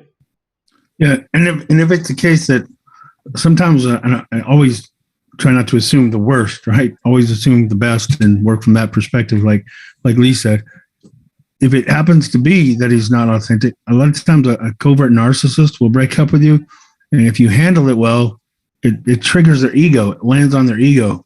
It's like imagine that they kind of look at it like you really want to be with them, but they've lost the challenge for you. So it's almost like they put you on the shelf, and then they get attracted to other challenges or other things. If they feel like you're not staying there, then it lands on their ego. And that's one time when a covert narcissist will actually seem like they're really in love, and they'll come back with an extreme amount of emotion. The funny thing is, though, when they get you back, it's almost like you've reassured them in their wounded ego. And then they're like, oh, you know what? Turns out I thought I really wanted you back, but now that I've had a chance to think about it, I'm probably still not ready for it. And they let you go again. In either case, do what Lee's saying, that no contact, it's either going to re-land on the ego and he'll come after you, which is not great if he's a covert narcissist. But if he's not an authentic person, it kind of wakes them up and it lets them realize, wait a minute, this is worth saving. This is something that I don't want to let go. All right, so I've got a few people saying they had some difficulty. Stephen, what was your question? And also hyper chaotic, what was your question? If you can just paste it in the box right now while I'm looking right at it, that'd be great. And Sergio said he did say he was going to repost in just a minute. All right. All right, so we're waiting on hyper chaotic and Stephen to post your question. We may have skipped Kat. No, I got Kat. Kat's question was about the open Yeah. relationship.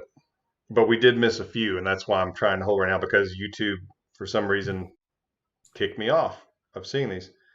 Sergio, there we go. I took my ex of 4 years for granted and broke up with her. She got into a rebound 3 months later and wouldn't take me back. It's been 5 months. I don't know if she's still with him because she's never posted. Okay. Um, Never posted anything on social with him. Still has all my pictures up, views my stories, and has never blocked me. I've gone 2 months of no contact. Should I reach out to see if she's still with him? I would try to find out in another way. I wouldn't reach out and ask if she's still with him. I would try to be a little bit of a social detective because you might be able to find some things there, even though you said she's not posting. There's still probably some clues there. If you have mutual friends, be careful. But sometimes you can ask them. But I'm telling you, be extremely careful. And if they're better friends with her than you, do not risk it because they will tell her you asked about her. So one thing I would say to do, even if friends that you feel like they're your friends, but they also knew her, is you can just say something like, how's she doing? Is she doing good? I hope she's doing good. See what Yes. they say, because a lot of times they'll tell you if they know. They'll say, "Oh yeah, and her and that guy aren't together anymore." So that's a smooth way to do it. Don't be direct unless you have to be. Don't say, "Is she still with that guy?" Um, but usually if they're probably, my guess is there's a social media account she might not be telling you about, but I don't know that. Could not be. But I can tell you that the fact that she's got pictures of you up is a terrific sign, because if she was in a serious relationship with a guy, he's gonna tell her to take those down. Like, what is this? That's or at least to start posting pictures of her with him. So there's some kind of something going on here. The earth is moving under your shoes a little bit. I just don't know. I don't know exactly what's happening. Um, you just need to try to avoid reaching out to her to get the answer if you think she's with him. It doesn't. It would be odd if she was. And I've got to get a drink here. Something's wrong with my throat. Ken, can you finish my sentences, buddy? Yeah, yeah, sure, man. Thanks. Well, you said it was 4 years of taking her for granted, so it's not good that that happened, but it's a good sign that if she was in a relationship that was uneven, where she's being taken for granted, but it took 4 years for her to get out of it. So that can kind of give you a strong indication that maybe she's a slow decision maker. She might not move as quickly as you. Opposites tend to attract, so you might be more of a bold decision maker, somebody who does things quickly. So 2 months to you might feel like a long time. But remember, if it took her 4 years to get out of the relationship, then it's not surprising that it might take her longer than 2 months to start to really realize that maybe it's worth reinvesting or worth considering going back. It doesn't mean it's hopeless. It's just that when you're in pain for 2 months, it feels like an eternity. All right. So the main question you asked though was, you've gone 2 months with no contact. What should you do now? You really have to know if she's in a serious relationship with him, because with a guy, because it's just very unlikely that it's going to be a good thing if you reach out while she's with somebody else. Because, for example, what if they're on a date and you text her? And he's like, "Who's that?" Then she's got to almost try to go overboard convincing this guy she doesn't want to be with you. She wants to be with him or whatever, or that it's over. And you don't want her saying those words. And it could even be that, it makes you look bad and pathetic if she's on a date with him or something and you're the ex-boyfriend reaching out while she's out with him. It can really kind of feed his strength and attraction. So you don't want to do that. So try to find out about that if you can. And you may not be able to. I don't know. I'm just telling you, you need to know that before you reach out. If she's not with him, then standard no contact protocol would apply. And 2.5 months or so, especially if she's been clear of him that long, you start reaching out to casually set up a get together, and you take it very slowly, and you start over like you're dating her from day one. Okay, so Hyper Chaotic says 8-year couple. I priority work. I don't know, not sure what that means. 8-year couple. I priority work. Maybe prioritize work. I'm not sure. Okay, could be. Broke up last summer. Asked for chance. She did. Worked on it. She wasn't all in. We argued 3 weeks ago. I displayed feelings. She said she can't give me what I think you mean what you want. She can't give you what you want. Okay. 8-year couple. So you argued 3 weeks ago. I displayed feelings. She said she can't give me what I want. So you kind of told her, I want this, and it wasn't what she wanted. And I'm wondering how much of that is tied to some of this anger, where she's sitting there thinking, I don't know if I want this with you after what just happened. I don't know how bad it was, because people have arguments and that's not the end of the world, and it's usually not the end of the relationship. Usually you work through it, you stop talking about it.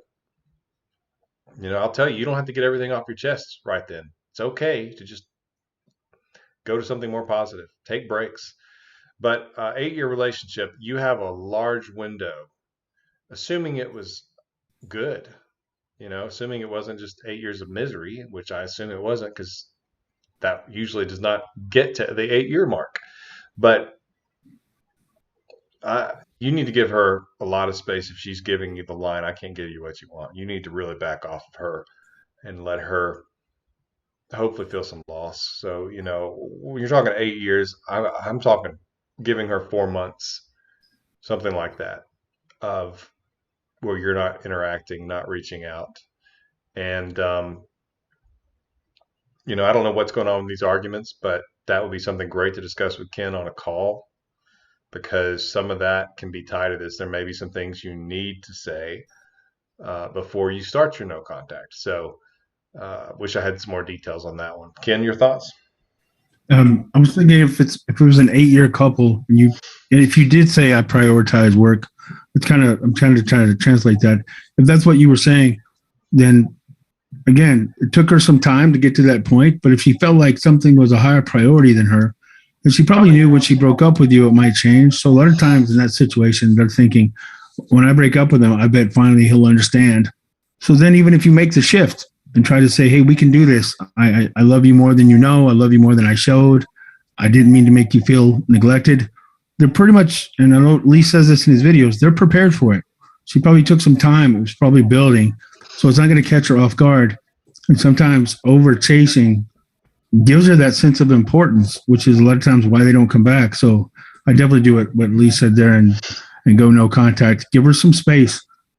You've already said, you've probably, I'm assuming, tried to apologize and let her know you can change. Give her time to dwell on that without reassuring her ego by chasing her. All right. So this is Dylan. I think he's got some clarifying things here. Okay, yes, he's got a part 1, part 2. Oh, and a part 3. Let me see. Find part 1. All right, I'm going to have to go with part 2. She will say things like, I know you don't care about me, but to try and start talking. Anytime she talks about her life, it's how miserable she is and how sad and confused she is. At 7 days no contact, she said she missed the relationship. I suggested we get coffee. She agreed and backed out the day of and cried, says she was scared. Seems she doesn't want me but won't leave me alone. Yeah.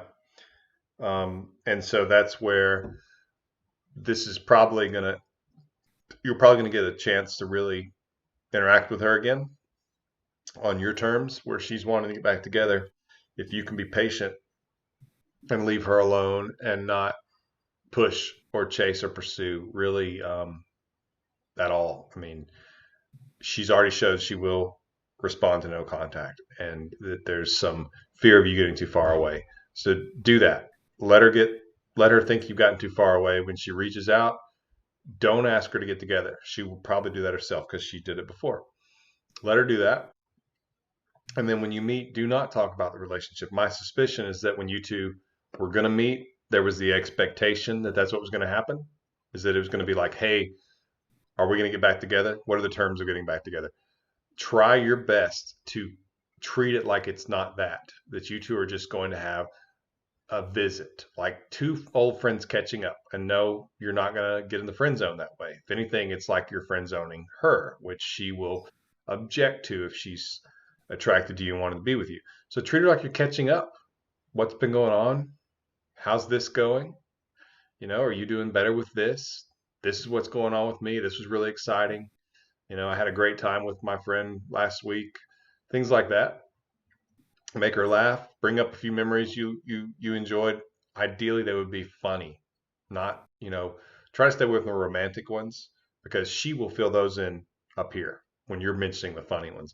That way you can kind of get the best of both worlds there, because she kind of wonders, is he not thinking about our romantic memories? And a little bit of a head game, because I guess I'm not above that, but yeah. Ken? Yeah, I agree with what you said totally. The good news is, it can be painful when in that situation, but I always count the time, the frequency, the amount of words more than the words themselves. So if somebody's calling you every day, telling you how much they can't get back together with you, telling you how mad or hurt they are, if they're calling you every day to tell you that, that's not how somebody reacts when they're really ready to move on. So like you're saying, you can just take the pressure off of it. Just acknowledge what you got wrong if you got something wrong, but take away any kind of pressure at jumping back into the relationship long term.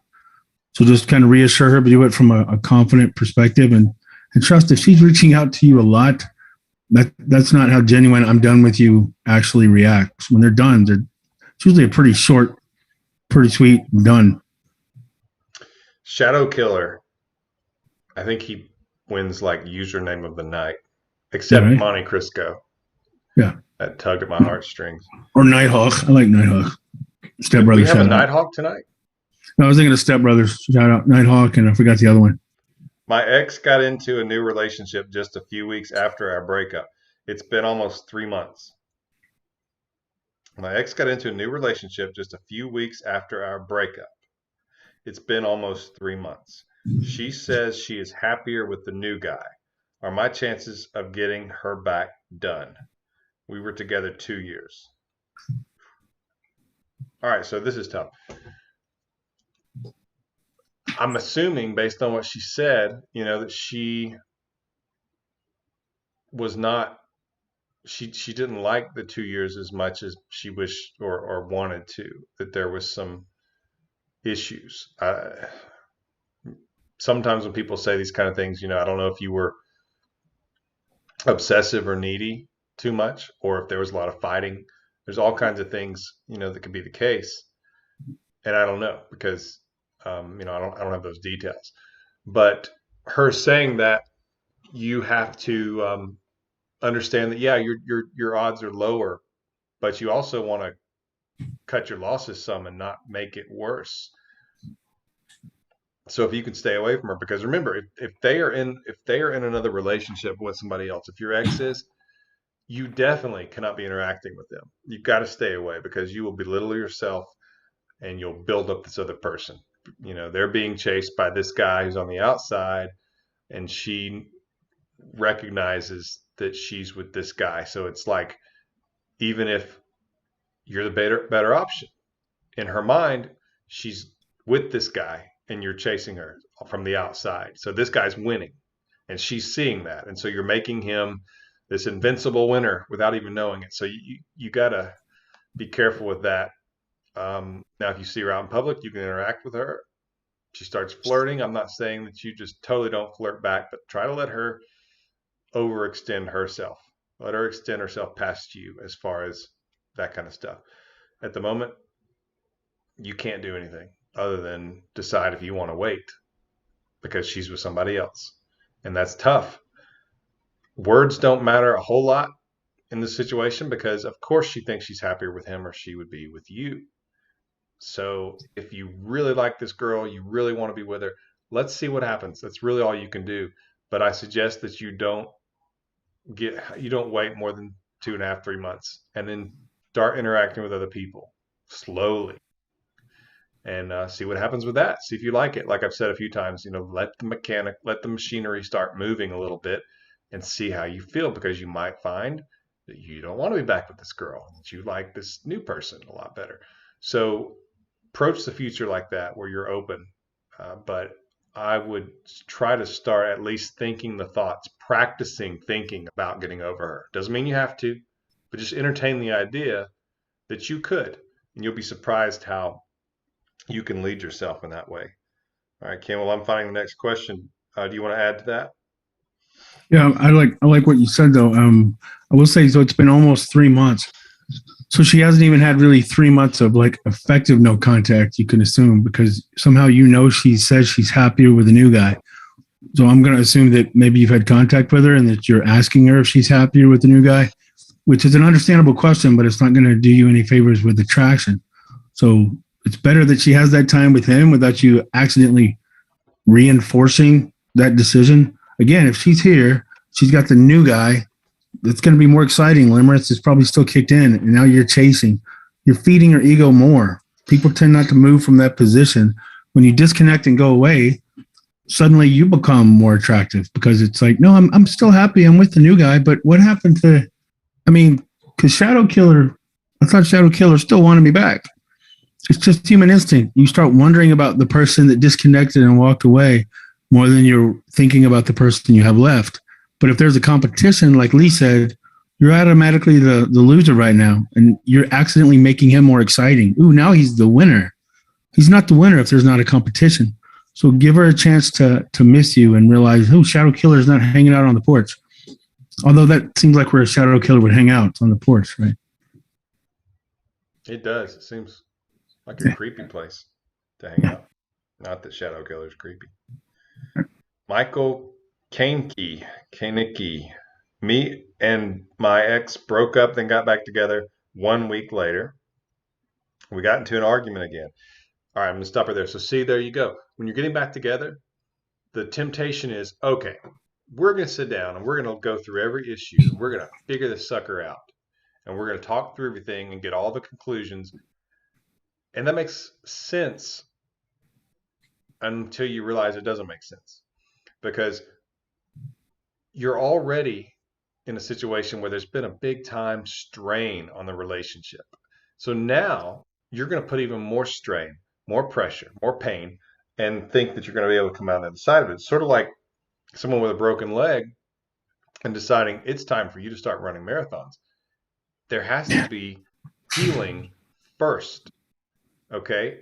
And that takes a considerable amount of time.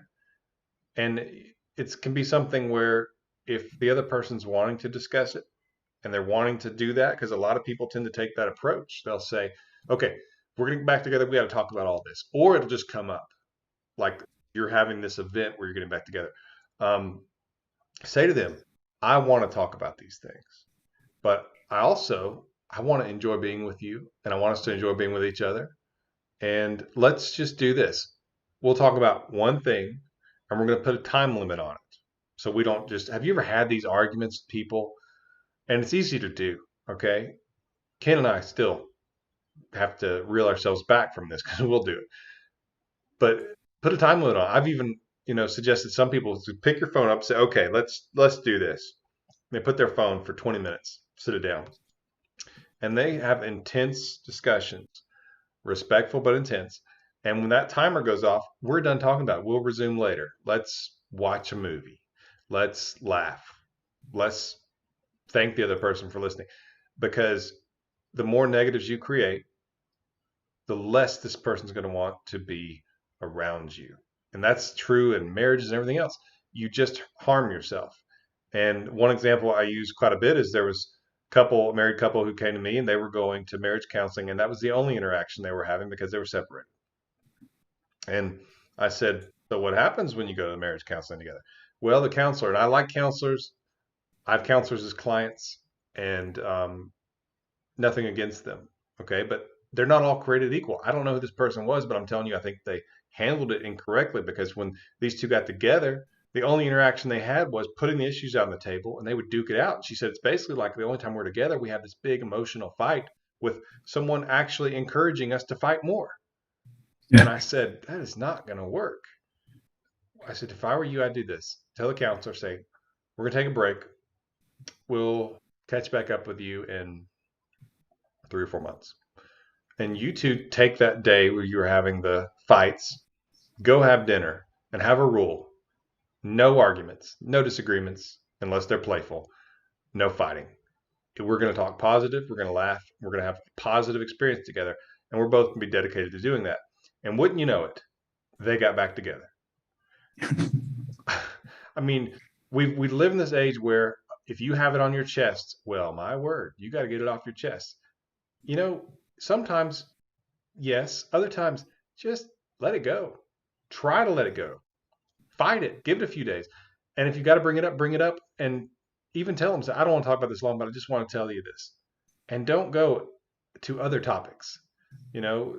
Anyway, a little bit of a soapbox, but I'm just telling you, you're in for a world of hurt if you think you got to talk about every problem you have with this person. It's kind of like the airing of grievances on Seinfeld, It's like, I got a lot of problems with you people. Yeah, there's nothing good that can come from that. So to get back to Michael here, so they got in that argument soon after, and 3 days later, she ended it with me again. We broke up because I have trust issues and I was moving too fast. And she said she wants to be friends and isn't ready for a relationship. Okay. So my guess is, Michael, and I don't mean to get on to you here, but it sounds like maybe a lot of that argument was maybe your trust issues and you were kind of wanting a lot of reassurance. And so you were kind of pushing her to give you that and you weren't happy with the amount she was giving you. And I'm not defending her. Maybe she wasn't giving you enough at all. But it's a tough situation to be in right after a breakup. It's thin ice. And a lot of it is because of that, because It's like, okay, let's figure this out. That's like the wrong time. You've got to see it as starting over and reattracting this person. So what do you do right now, Michael? She just wants to be friends and isn't ready for a relationship. Well, if you've watched my videos, you know that you can't just outright accept friendship, except sarcastically. And you can't act like a friend. But if she's still interacting with you, which by the way, I do suggest you go into no contact, because if she's serious about trying to be friends with you, usually there's still something there and she's not wanting you to get too far away.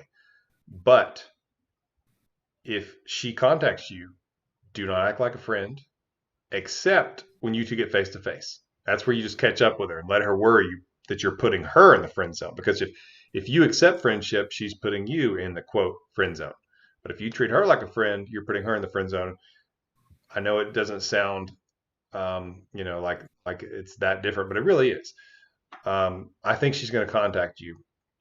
I think you might get another opportunity here. That there's a decent chance if you go into no contact, and this time, do not argue. I know you have trust issues right now, and I can tell you this: one way to rebuild your confidence is to provide great experiences for the two of you, so that you know she's having a good time, uh, and you'll feel more trust because you'll feel like she's more attracted to you. And I'm not saying you don't ever talk about those things, but you have to understand that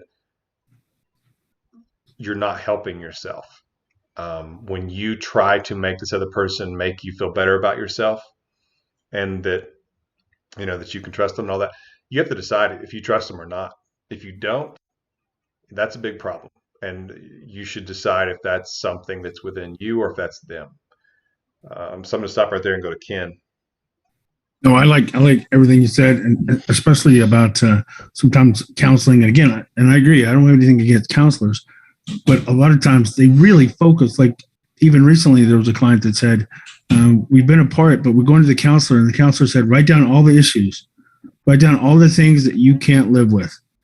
It's like, dear God, that seems like a horrible idea because you're hyper focusing on the things that, and you tend to take a combative or at least an opponent view of the other person.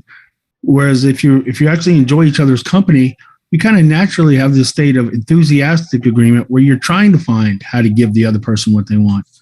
Like one of the things that we've recommended in the past that can work well, if you get back together with an ex, as crazy as it sounds, try to have sex every day for 10 days.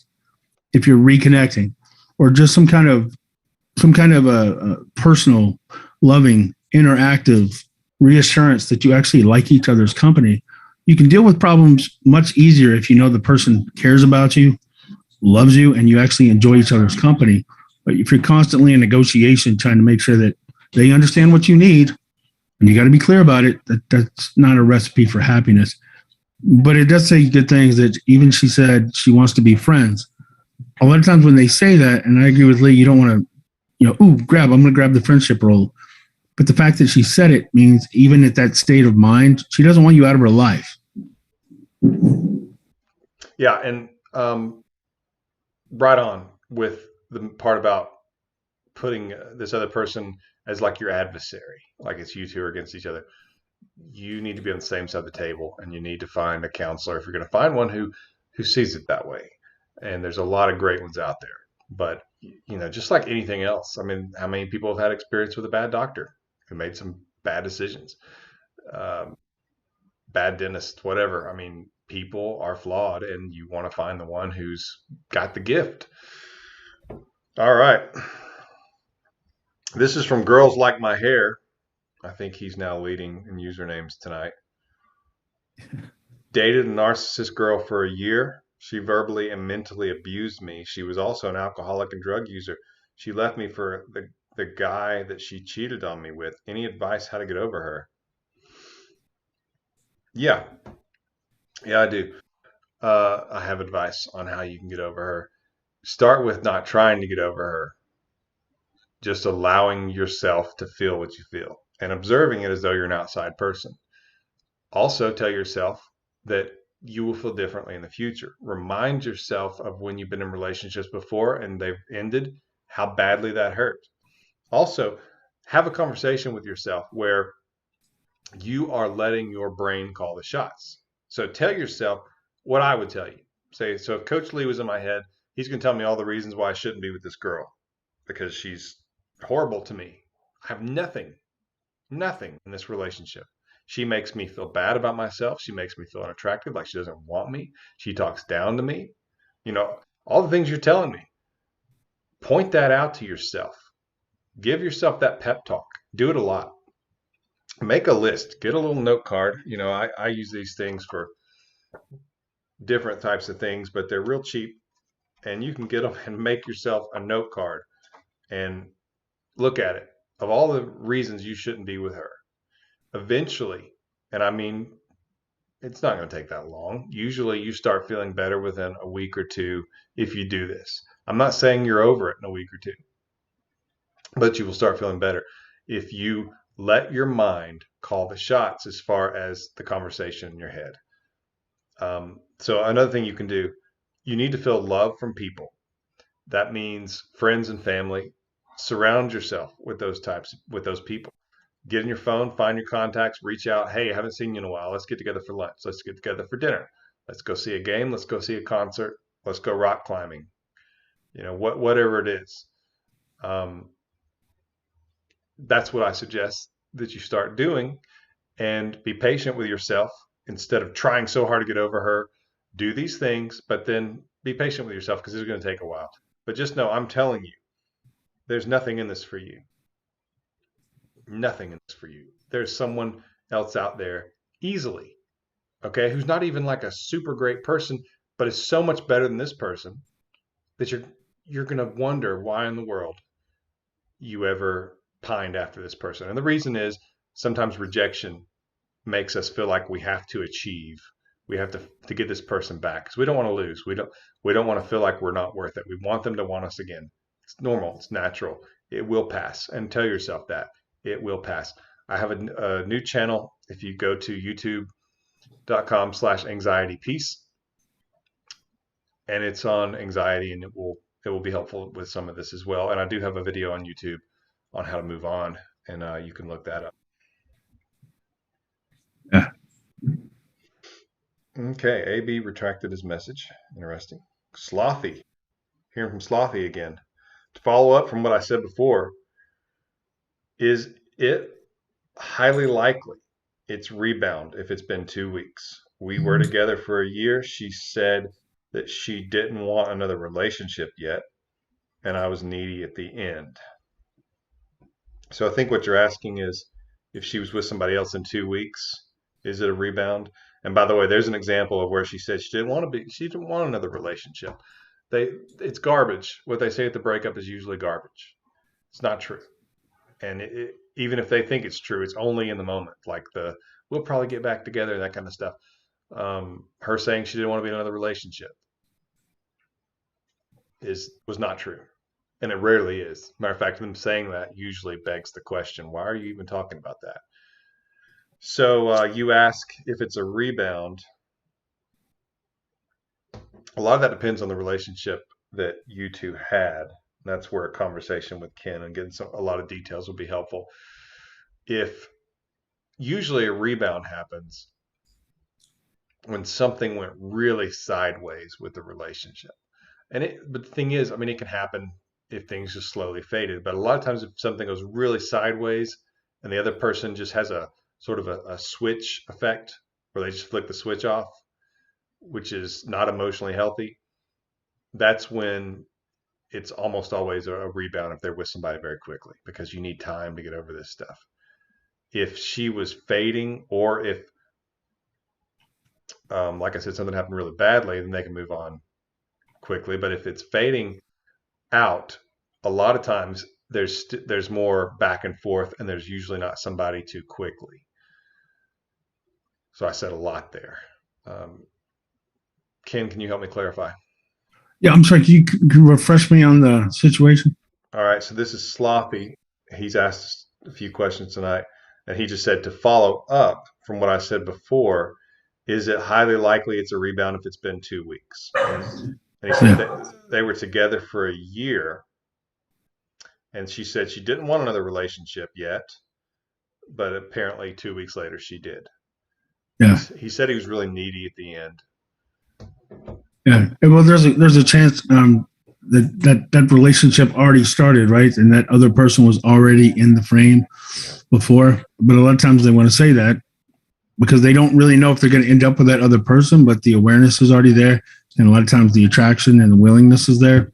But if it's not a certainty, they don't need to say that, especially during a breakup. I mean, why make it harder? Why make it more awkward? Especially it says you were needy at the end. So if you were chasing and pursuing, then she wouldn't feel the need to add something that would make it more painful. So she might say something to make it less painful, like, I'm not really ready for a relationship right now.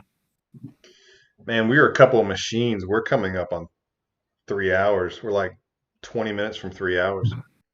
We're going to have to Oh, call it off at 3 hours. All right. AB says, my ex is dating my friend since the pandemic. Recently, he started reaching out and inviting me to come hang out. He's still dating her. He hangs out with me when she's not available. Do I hang out or cut him off? Whoa. Okay. I'm going to read this. So his ex is dating his friend. All right. And the friend started reaching out to him to hang out, and he's still dating her. He hangs out with me when she's not available. Well, that's interesting. I mean, it kind of depends on how you feel about that. I mean, did he steal her from you, or do you feel like he violated the friendship? If you don't feel that way, if it's just kind of like you two are broken up, um, I would probably go to the guy if I was close to him and maybe kind of tell him.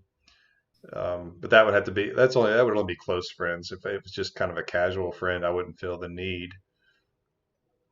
If you're wanting to be back together with this girl, it doesn't sound emotionally constructive for you to be hanging out with a guy she's dating. It seems a little weird to I me.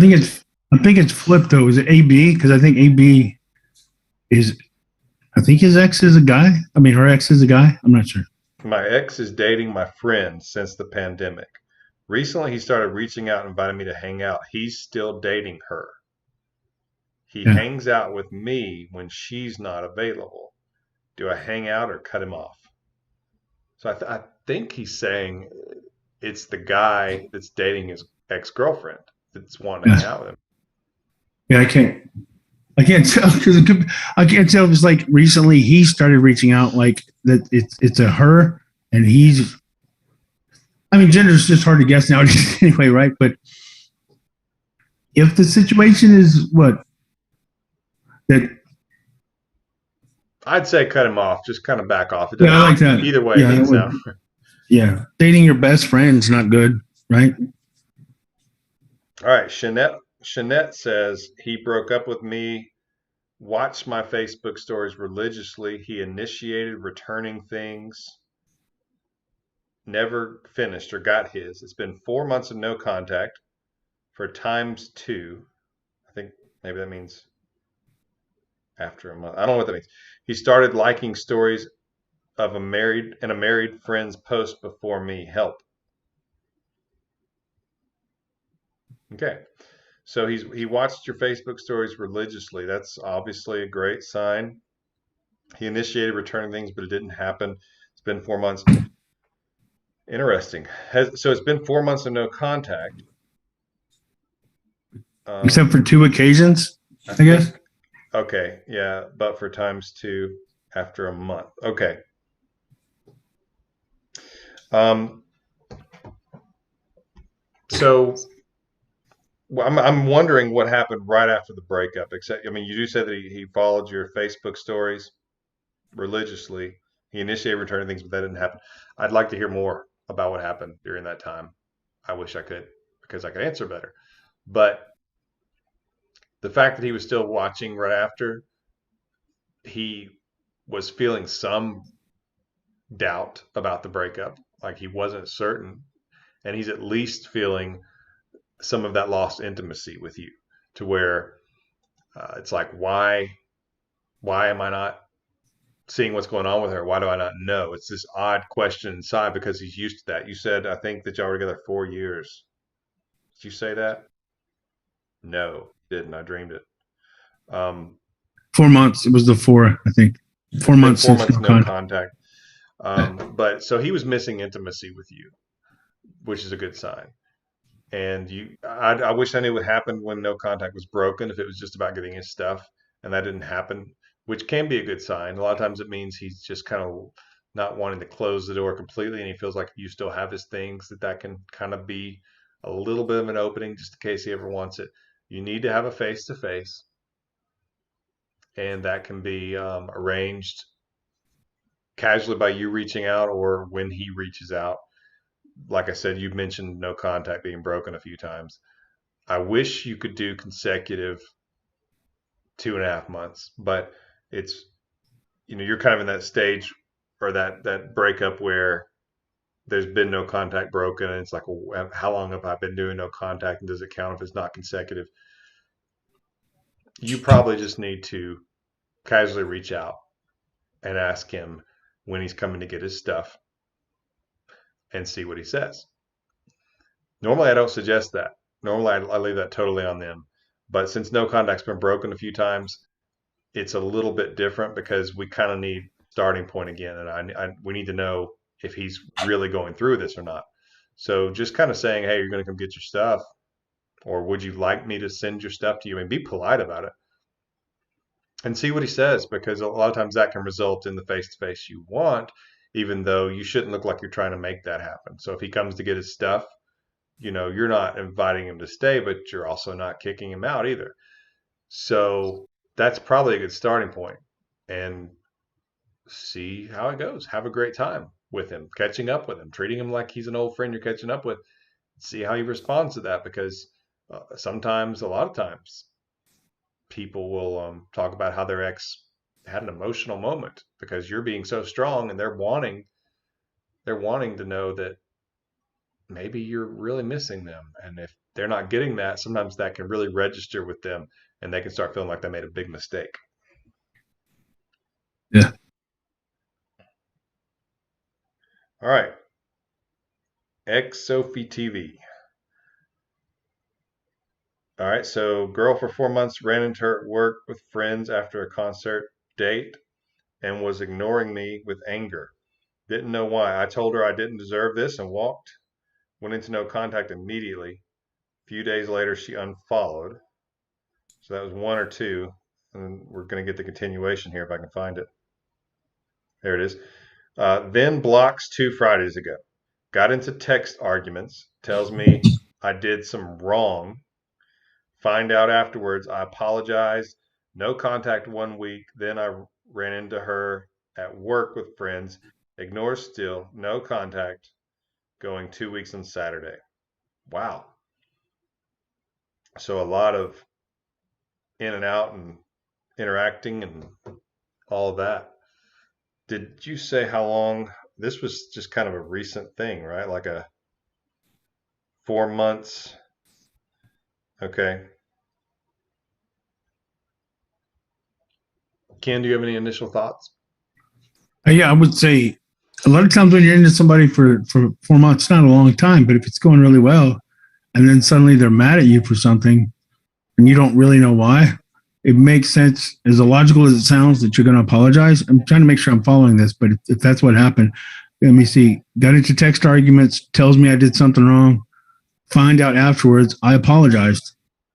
It's like that apology. It's instinctive, especially if it's going really good. And then somebody turns and now they're angry at you. There's two things: confusion, pain, and you want to reconnect. So a lot of times you'll apologize even if you're not quite sure what you're apologizing for, but that doesn't usually spike attraction. A lot of times it just kind of reinforces that behavior or that devaluing. So if you're apologizing for something and you don't even know what you did, or you understand what she's claiming you did, but there's really nothing wrong there, I definitely wouldn't apologize. And if I'm getting the gist of this, I would definitely go no contact. Meg, so I'll just give you a quick answer on your question here, but based on what you described, um, you can't really contact him again. I mean, he's not, you saying, "Hey, I'm willing to move. I'm willing to do whatever I need to do because this distance caused this," and him not even replying to that, and then you rightly got mad and you said you were done. You basically have to stick to that until you hear from them, and then you'll see. But a lot of times with long distance relationships, attraction falls. And so even when you do finally at the end say, "Hey, I'll move to be with you," it's sort of it's just not enough usually because attraction has fallen to where that's not even something they want as much anymore. Doesn't mean it can't be revived. And sometimes in this situation, doing what I'm telling you can work. It's really your best bet because if you say I'm done and then you reach out to them again, you're going to kind of look. It's not going to look good on you to do that, and it's not going to be attractive. So you kind of have to stay away and just see what happens. See if he reaches out. But as far as I'm concerned, you shouldn't contact him again.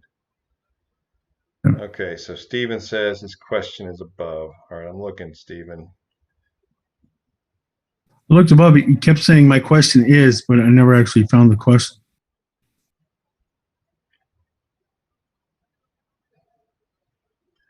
All right, we'll keep looking on that one. Well, I'll read David George's question while Ken is giving his answer. I'll look for Steven's, and then I'll come back. David says, intense 11 months ended bad. 108 days, no contact. Tea, dancing, hot and cold. Crazy push pull. She got boyfriend and I got coldish. Blocked her on bad attitude because I grew boundaries. I like that. Grew boundaries. Hurts to walk though. Thoughts. So Ken, if you'll give that, I'm gonna look for Steve. Yeah. Steven. Yeah, you're doing the right thing. If it's hot and cold, crazy push pull, got a boyfriend, and I love the phrase like Lee said, you grew boundaries. You have to. You have to look at it like this. If you're willing to compromise on what you just could refer to as minimal boundaries of respect, once you compromise on those to get like a reconnection, it's still a lose-lose because you're getting a reconnection based on so little respect that if you have that little respect, it's not possible to have the kind of attraction that you want to have long term. So it's a trap when you really start trying to justify tolerating abuse, mistreatment, or obviously she's got a boyfriend, and the push and pull is a strong indication that she's starting to look at you, or she already does look at you as somebody that's just kind of at her beck and call. When she wants you, she'll open the door and let you come in, and when she's done, she'll expect you to just dismiss yourself and be gone. You can't have a long-term healthy relationship with attraction and respect like that. So you have to draw that line and just let it hurt. Go back to what Lee was saying earlier. Don't fight the hurt. Be aware of it. But sometimes I'll say, just imagine you're on a beach and like the waves are going to come in. Sometimes they'll hit you at the knees and you'll think, hey, I'm getting better. This doesn't hurt as much as I thought it was going to hurt for as long. Well, it might be the next hour that the next wave of anxiety just makes you spit sand out of your mouth and you're just buried. So don't try not to measure it. Just endure it and just know that it's part of it. So Steven, I found you say, "Hey, my question wasn't answered, and it is this," and then there wasn't anything. So try it again. Um, Carl asks, "Will you keep this on YouTube?" Yes and no. It won't be available immediately, but Ken's people are going to cut it, get clips of it, and upload some of those on YouTube. All right. So we're going now to, while we're waiting, Stephen, we're not giving up, buddy, but please go ahead and type your question in. BV says, are these live chats going to be regular? It's really helpful and a great learning experience. Thank you guys both for the tremendous help you provide to us viewers. BV, thanks for your kind words. And we do want to do these regular. We enjoy them, or else we wouldn't be pushing 3 hours now. And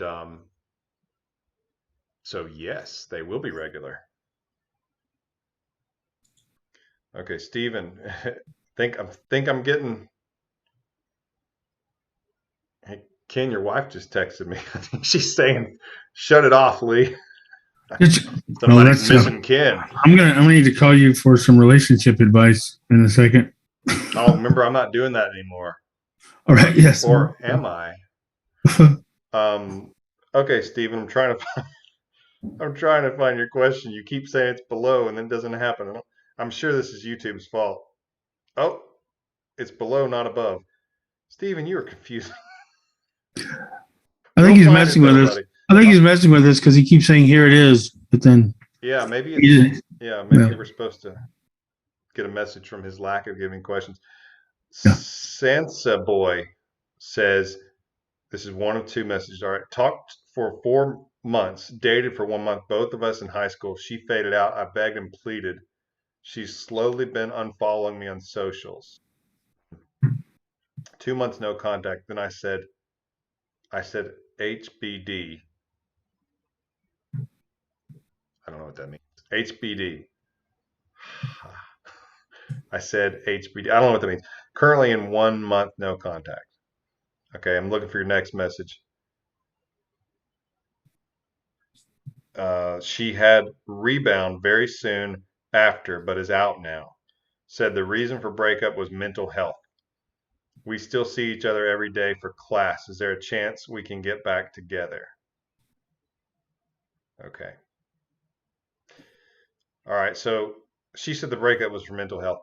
That's intense. If she felt like, being in a relationship with you was messing with her mental health. And you talk about class, right? The everyday class. So I assume you guys are pretty young, which is cool. We're all happy for you and wish we were that young sometimes. Not really, though. I hated high school. Um, but I loved college. It's where Ken and I met in college. Yeah. Good Um, stories. yeah. So the best thing you can do is totally back off and leave her alone.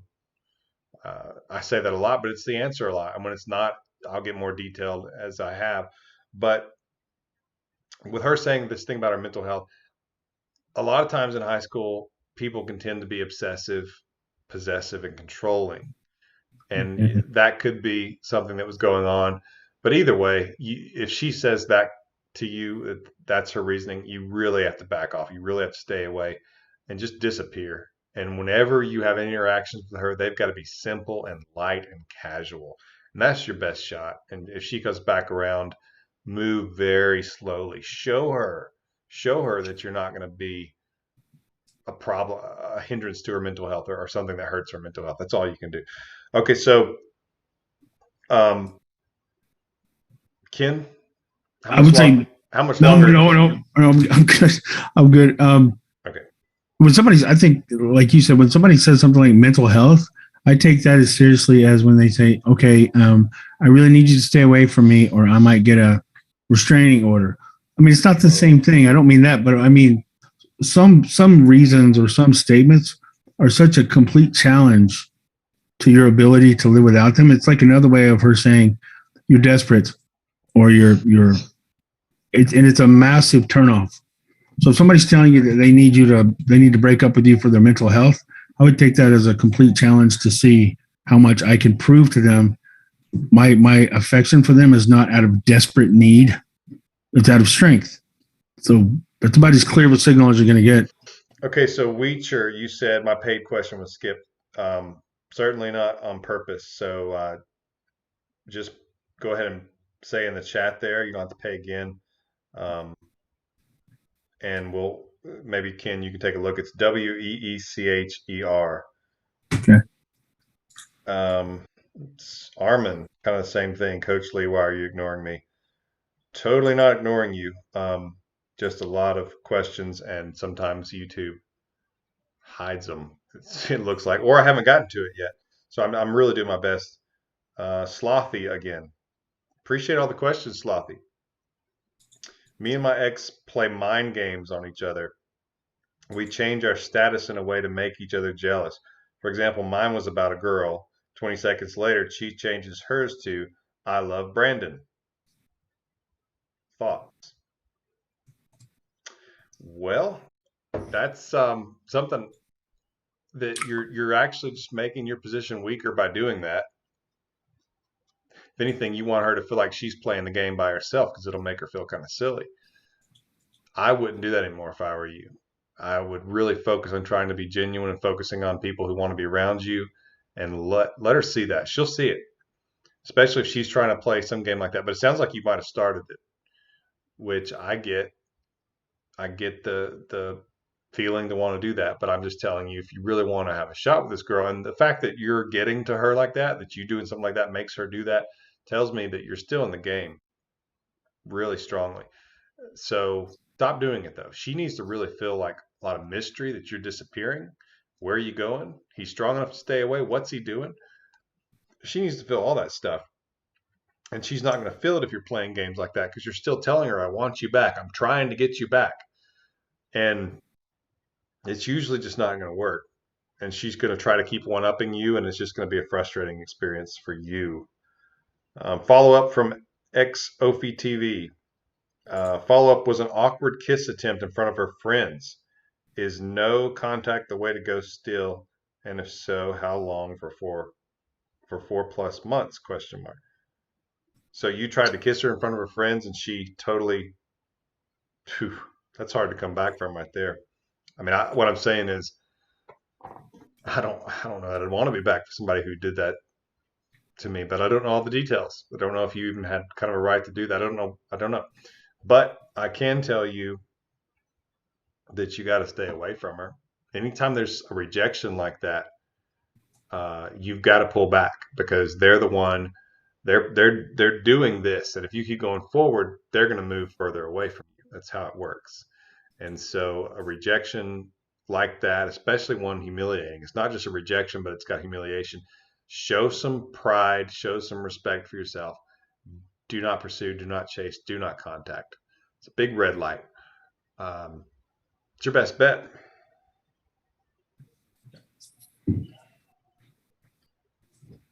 Okay. Slothy again.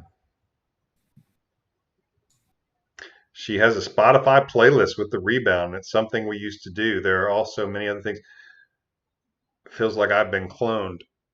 Yeah, I get that. And that's typical of rebounds, by the way. You'll notice that. Uh, you shouldn't be noticing it. Don't snoop around. Don't look around. It's just going to make you miserable. And if she finds out, you're just hurting your chances. You're hurting your chances for a temporary answer. Um, don't do that if you want her back, and if you want to show some self-respect. But Yeah, it's like the more she's learned that she can just kind of casually disrespect or dismiss you, the harder it is for her to get the respect and see you with enough strength to be attracted to you.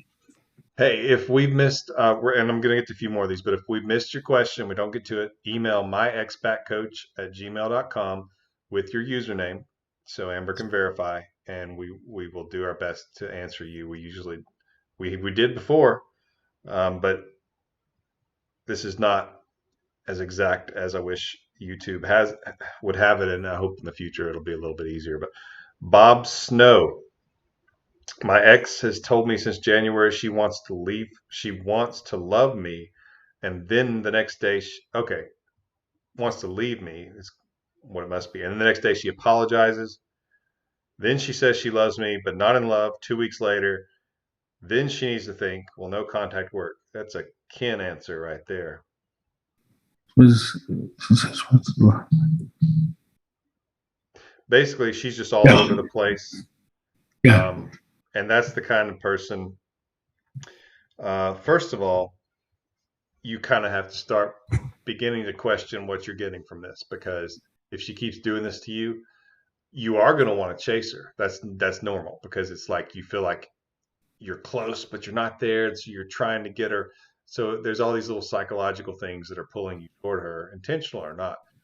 But you also, in order to get her to stop this activity, in a lot of ways you've got to gauge your reactions. And what I mean by that is, I don't even mean gauge. I mean, you got to stay constant, as though she has no effect on you. And yes, this is a little bit of a game. It's more projecting and working to be how you want to be. But she is getting too much of an effect on you, and that's likely what's causing this. Is that whenever she does this, it messes with you, and that lowers attraction a little bit. But then it kind of builds back, and she comes back, and she keeps seeing that she's affecting you this much, and so you're just not in a position of being strong and being attractive. And the only way it's going to work is if you are. But even if that's the case, I don't know that she's emotionally healthy enough for a committed relationship, based on what you're saying. I mean, that's pretty extreme. I mean, that would give me whiplash. Yeah. It's either like she gets a thrill out of, she gets that sense of importance for me able to be like, come here, go away, come here, go away. Some people are attracted to that kind of power over another person. Or it Yes. could be something like borderline. They tend to do the same kind of thing. Not trying to overgeneralize, but And then she needs to think, you said. I mean, that's just, oh, I need to think. I mean, that's someone who's in a position of power and privilege over you to where it's like they get to decide. This isn't a mutual decision because they know you want them. Yeah, there's some warning signs there, and you definitely need to really back off your approach to her in general. All right, girls like my hair. Again, another question. Should I try to get back with my narcissistic ex-girlfriend? If she's a narcissist, no. No. That's a life of misery. Um, and you will never be her love. She will be her own love. You will just be uh, a little bit of a rush and a little bit of a snack, a little bit of a toy to play with. But if she's truly, truly a clinical narcissist, which significantly less than 5% of the population is, but if they act like it, what does it matter if they're clinical or not? You know, if they act like it, they're immature, person who's not good with relationships or people, and you don't want them anyway. But no, no, don't try to get back with your ex-girlfriend. If she's a yeah. narcissist, find a girl who's not a narcissist and be happy. Yeah, and don't get jealous of whoever they end up with, because you might as well go and send them a muffin basket because they're about to go through the same hell of a ride that you're on right now. So you tend to think, well, if they meet somebody else, they're going to be happy and have their happily ever after. No, they won't. If she's a narcissist, there's no such thing. Thank you, Ken. I agree. Alexander, been great. Like that name. I love you, Coach Lee. You really helped me improve my life as a man, and your videos really gave me clarity through some tough times. If I received everything I wanted in life, then I would have never came this far in the first place. Trust the process. Thank you, Alexander, and everybody. To trust the process is a great thing for him to tell you, and just know, just because you don't see immediate results or feel what you want to feel immediately doesn't mean it's not coming. And if we can learn, and I talk about this in that new channel on that's called Anxiety Peace, if you can stay in the seconds in front of you, you can just about handle anything that comes your way. It's when you start thinking too far ahead, that's when you panic. That's when you have anxiety. Do your best to stay right here. I know it's not easy, and it's something that you're going to fall down and fail at. Just keep trying constantly to reel yourself into the seconds in front of you. Okay, tomorrow, next week, it'll come. All right, like Jesus said, today is enough. Today's enough for you to handle. All right, tomorrow you'll worry about that when you get there. And if I can like add something, one of the great things about Lee's videos, they touch so many people, and it's pretty much, it's got to be 4 out of 5 calls that I have. People would take time at the beginning to just say, please tell Coach Lee how much his videos have helped me. The other good thing about that, go look at the comments in his video section. There's so many stories there, because sometimes it's hard to even believe a video if it's giving you too much hope or encouragement, because it's easier to believe the worst case. Read the comments of the stories. There's so many examples of real life recent things where people have overcome what felt like was kind of hopeless at the time. So there's a lot of good resources in just the testimonies and so many of those videos. Thank you, Ken. Sansa Boy. This is his final question. He says, is it ever in my interest to reach out after X amount of no contact if she says her mental health was the reason for the breakup?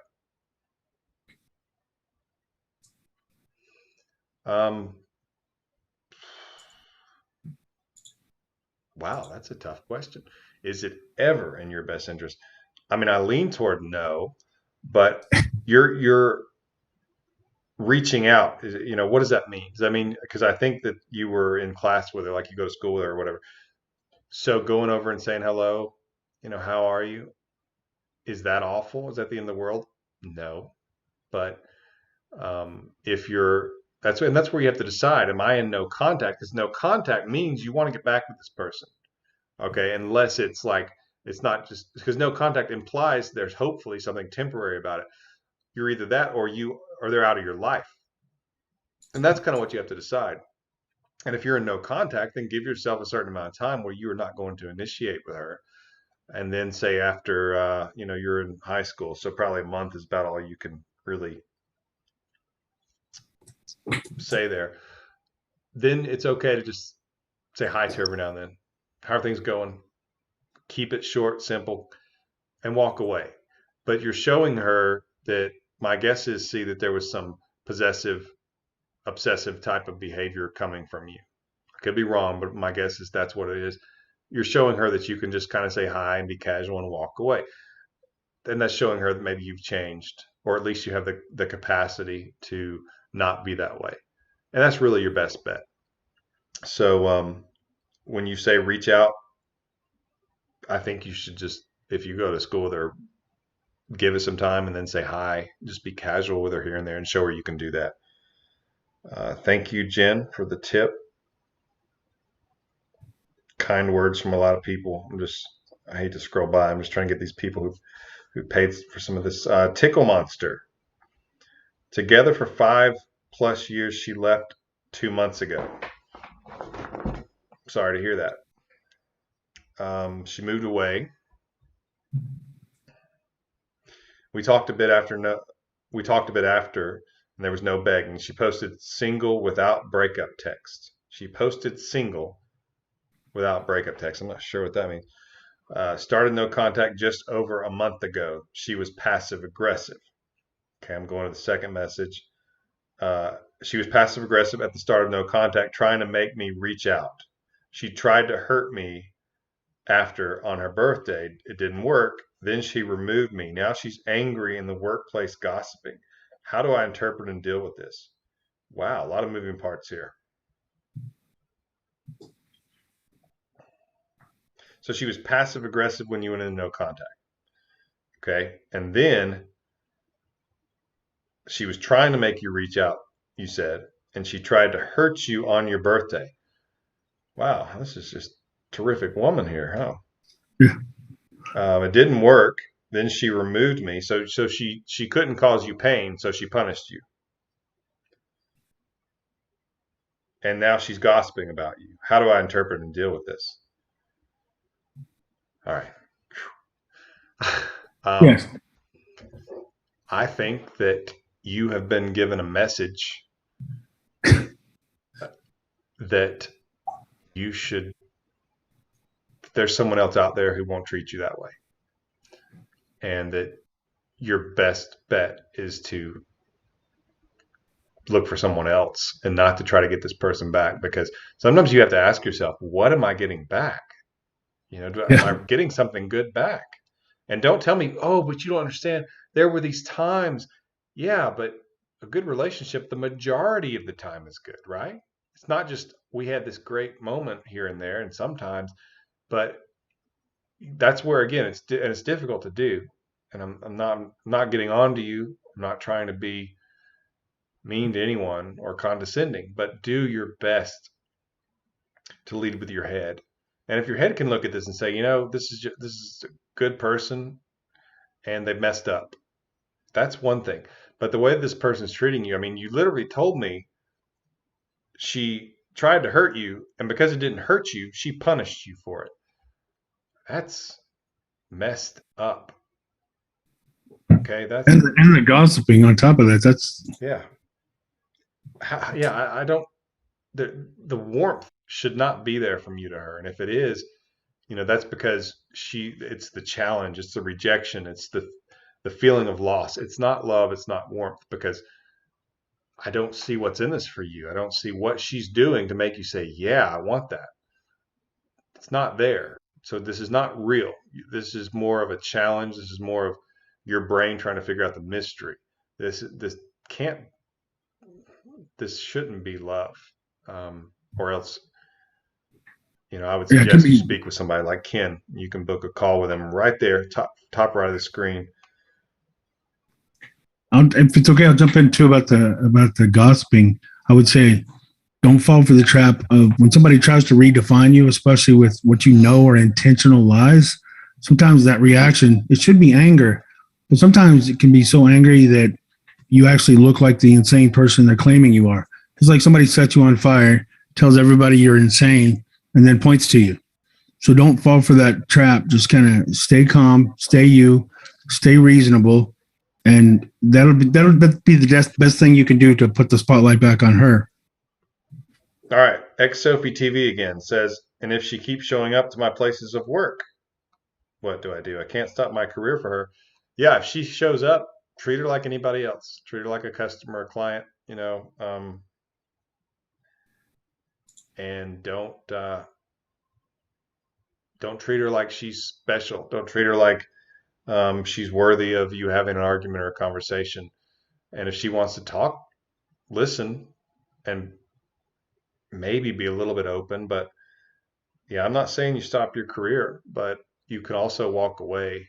And if she's treating you, if she's being stalkerish and stuff, go to your superior if you have one or whatever, and maybe they'll kick her out. But don't alter things for her based on what you've told me. All right. Thank you, Scorpio guy. All right. Ace Say What says, Miss my question. I was ghosted after 11 happy months. Should you ever take a ghoster back? Oh, wow. After 11 months? I mean, I'm assuming you two were in a committed, serious relationship and she ghosted you. No, that's some immature stuff right there.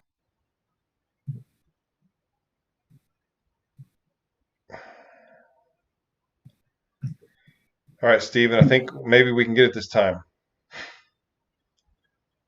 Paul says, thank you both. Thank you, Paul.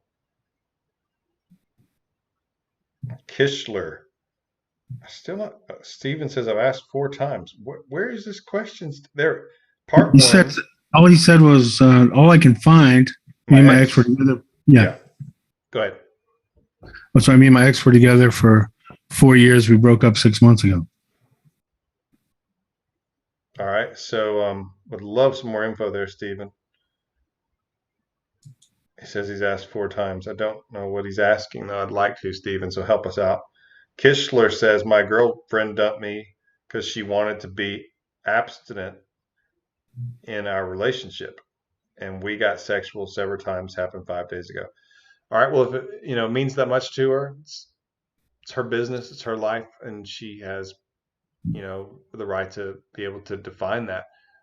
Then you've got to decide if you can handle that rather than try to force her to do it, because she will hate you if you try to force her to when she's committed to straight up abstinence. It's probably a religious thing, and you've got to honor and respect that, because if you force her to, and I don't mean rape, I just mean if you try bug her and keep trying to push the issue and seduce her and all that, just think about it. I mean, if you make her feel like she has done something that's taken her away, from God, or has violated her religion in some way, there's a lot more than just that you were rude to her. I mean, we're talking lifelong hatred is a potential here. So be careful. Be careful with that one and decide if you can handle it. And if you can't, that's okay. If you think you can, you've got to honor that. That's tough. I love that you said that too, because occasionally somebody will call and they approach that topic like there's something wrong with the person if they don't want to have sex unless they're married. It's not a sign of some kind of mental disorder. It's a legitimate belief. Doesn't mean they don't care about you.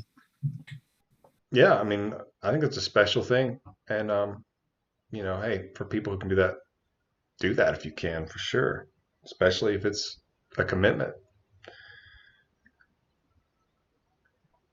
All right, this is Nikhil. My girlfriend broke up in December 2021 when I asked her to marry me. Till February 2022, we were in good talking terms, but then I again asked her to marry, and then she's kind of ignoring. Is there any chance of coming together? This is a long distance relationship. All right, so she's turned you down twice. I'm sorry to hear that. I know that hurts. That's awful. It's awful to experience. but it's better than her saying yes and wanting to not wanting to be married to you. That would be miserable as well. So she did you a favor, one way or the other. Now the issue is, how do you attract her to where she wants to do that, or do you want to try to do that?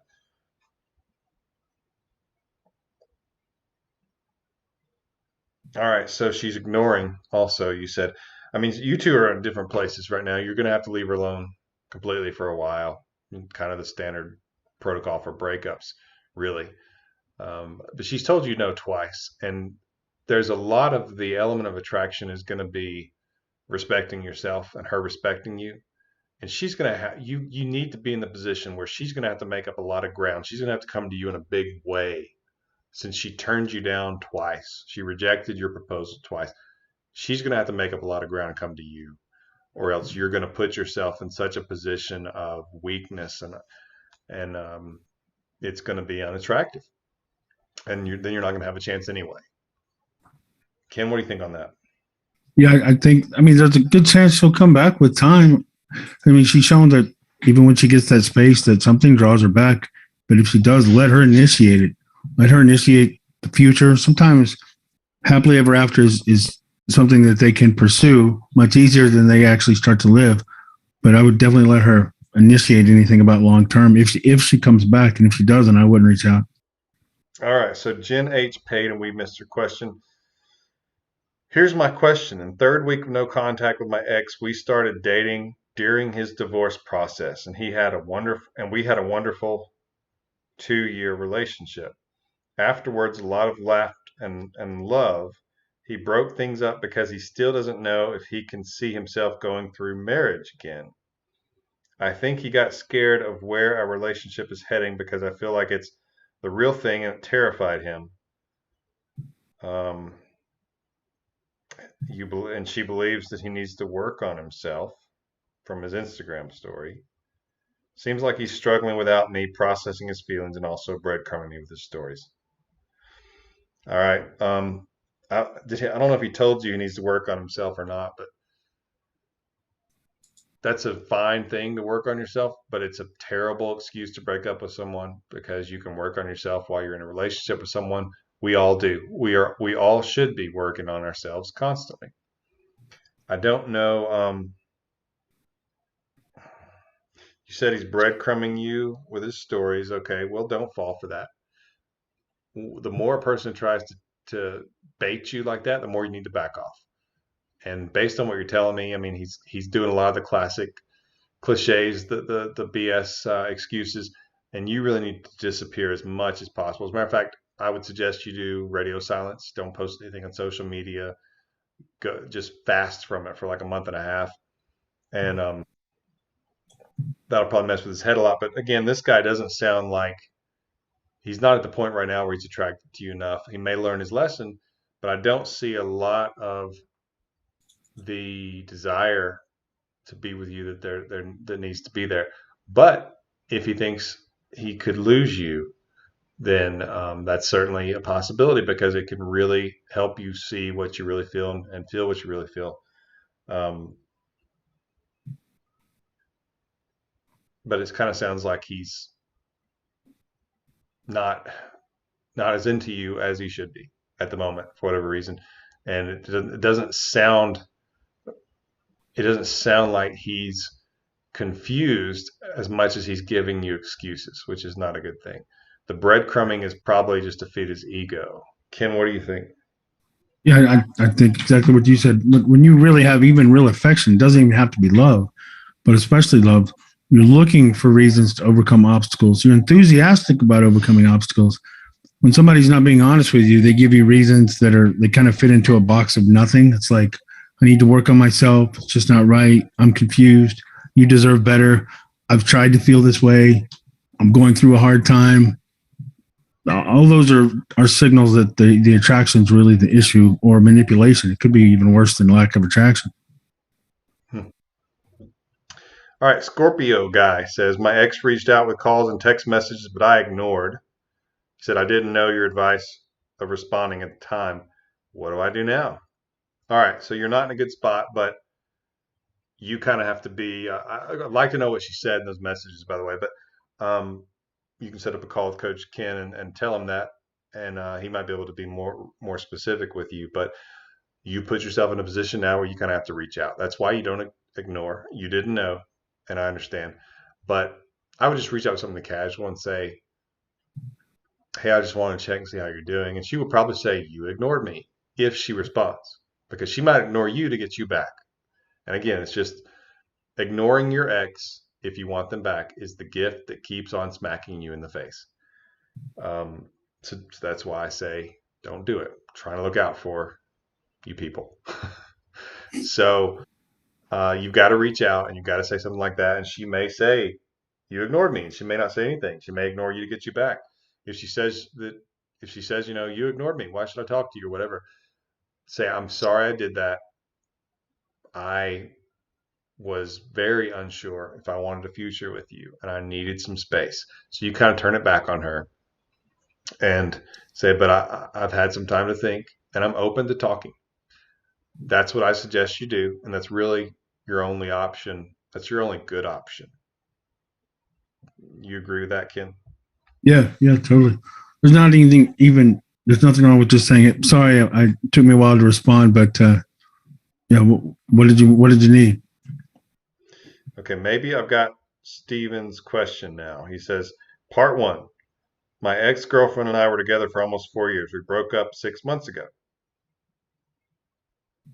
And then he said, there, after 5 times. I don't know if this is not coming through or what, but that's like all that I'm seeing there for you, Stephen, is just that, which is not a question. So I don't know.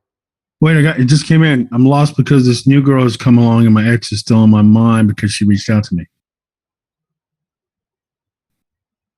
Okay, still not getting much of a question there. Stephen, I think maybe you're having a connection issue.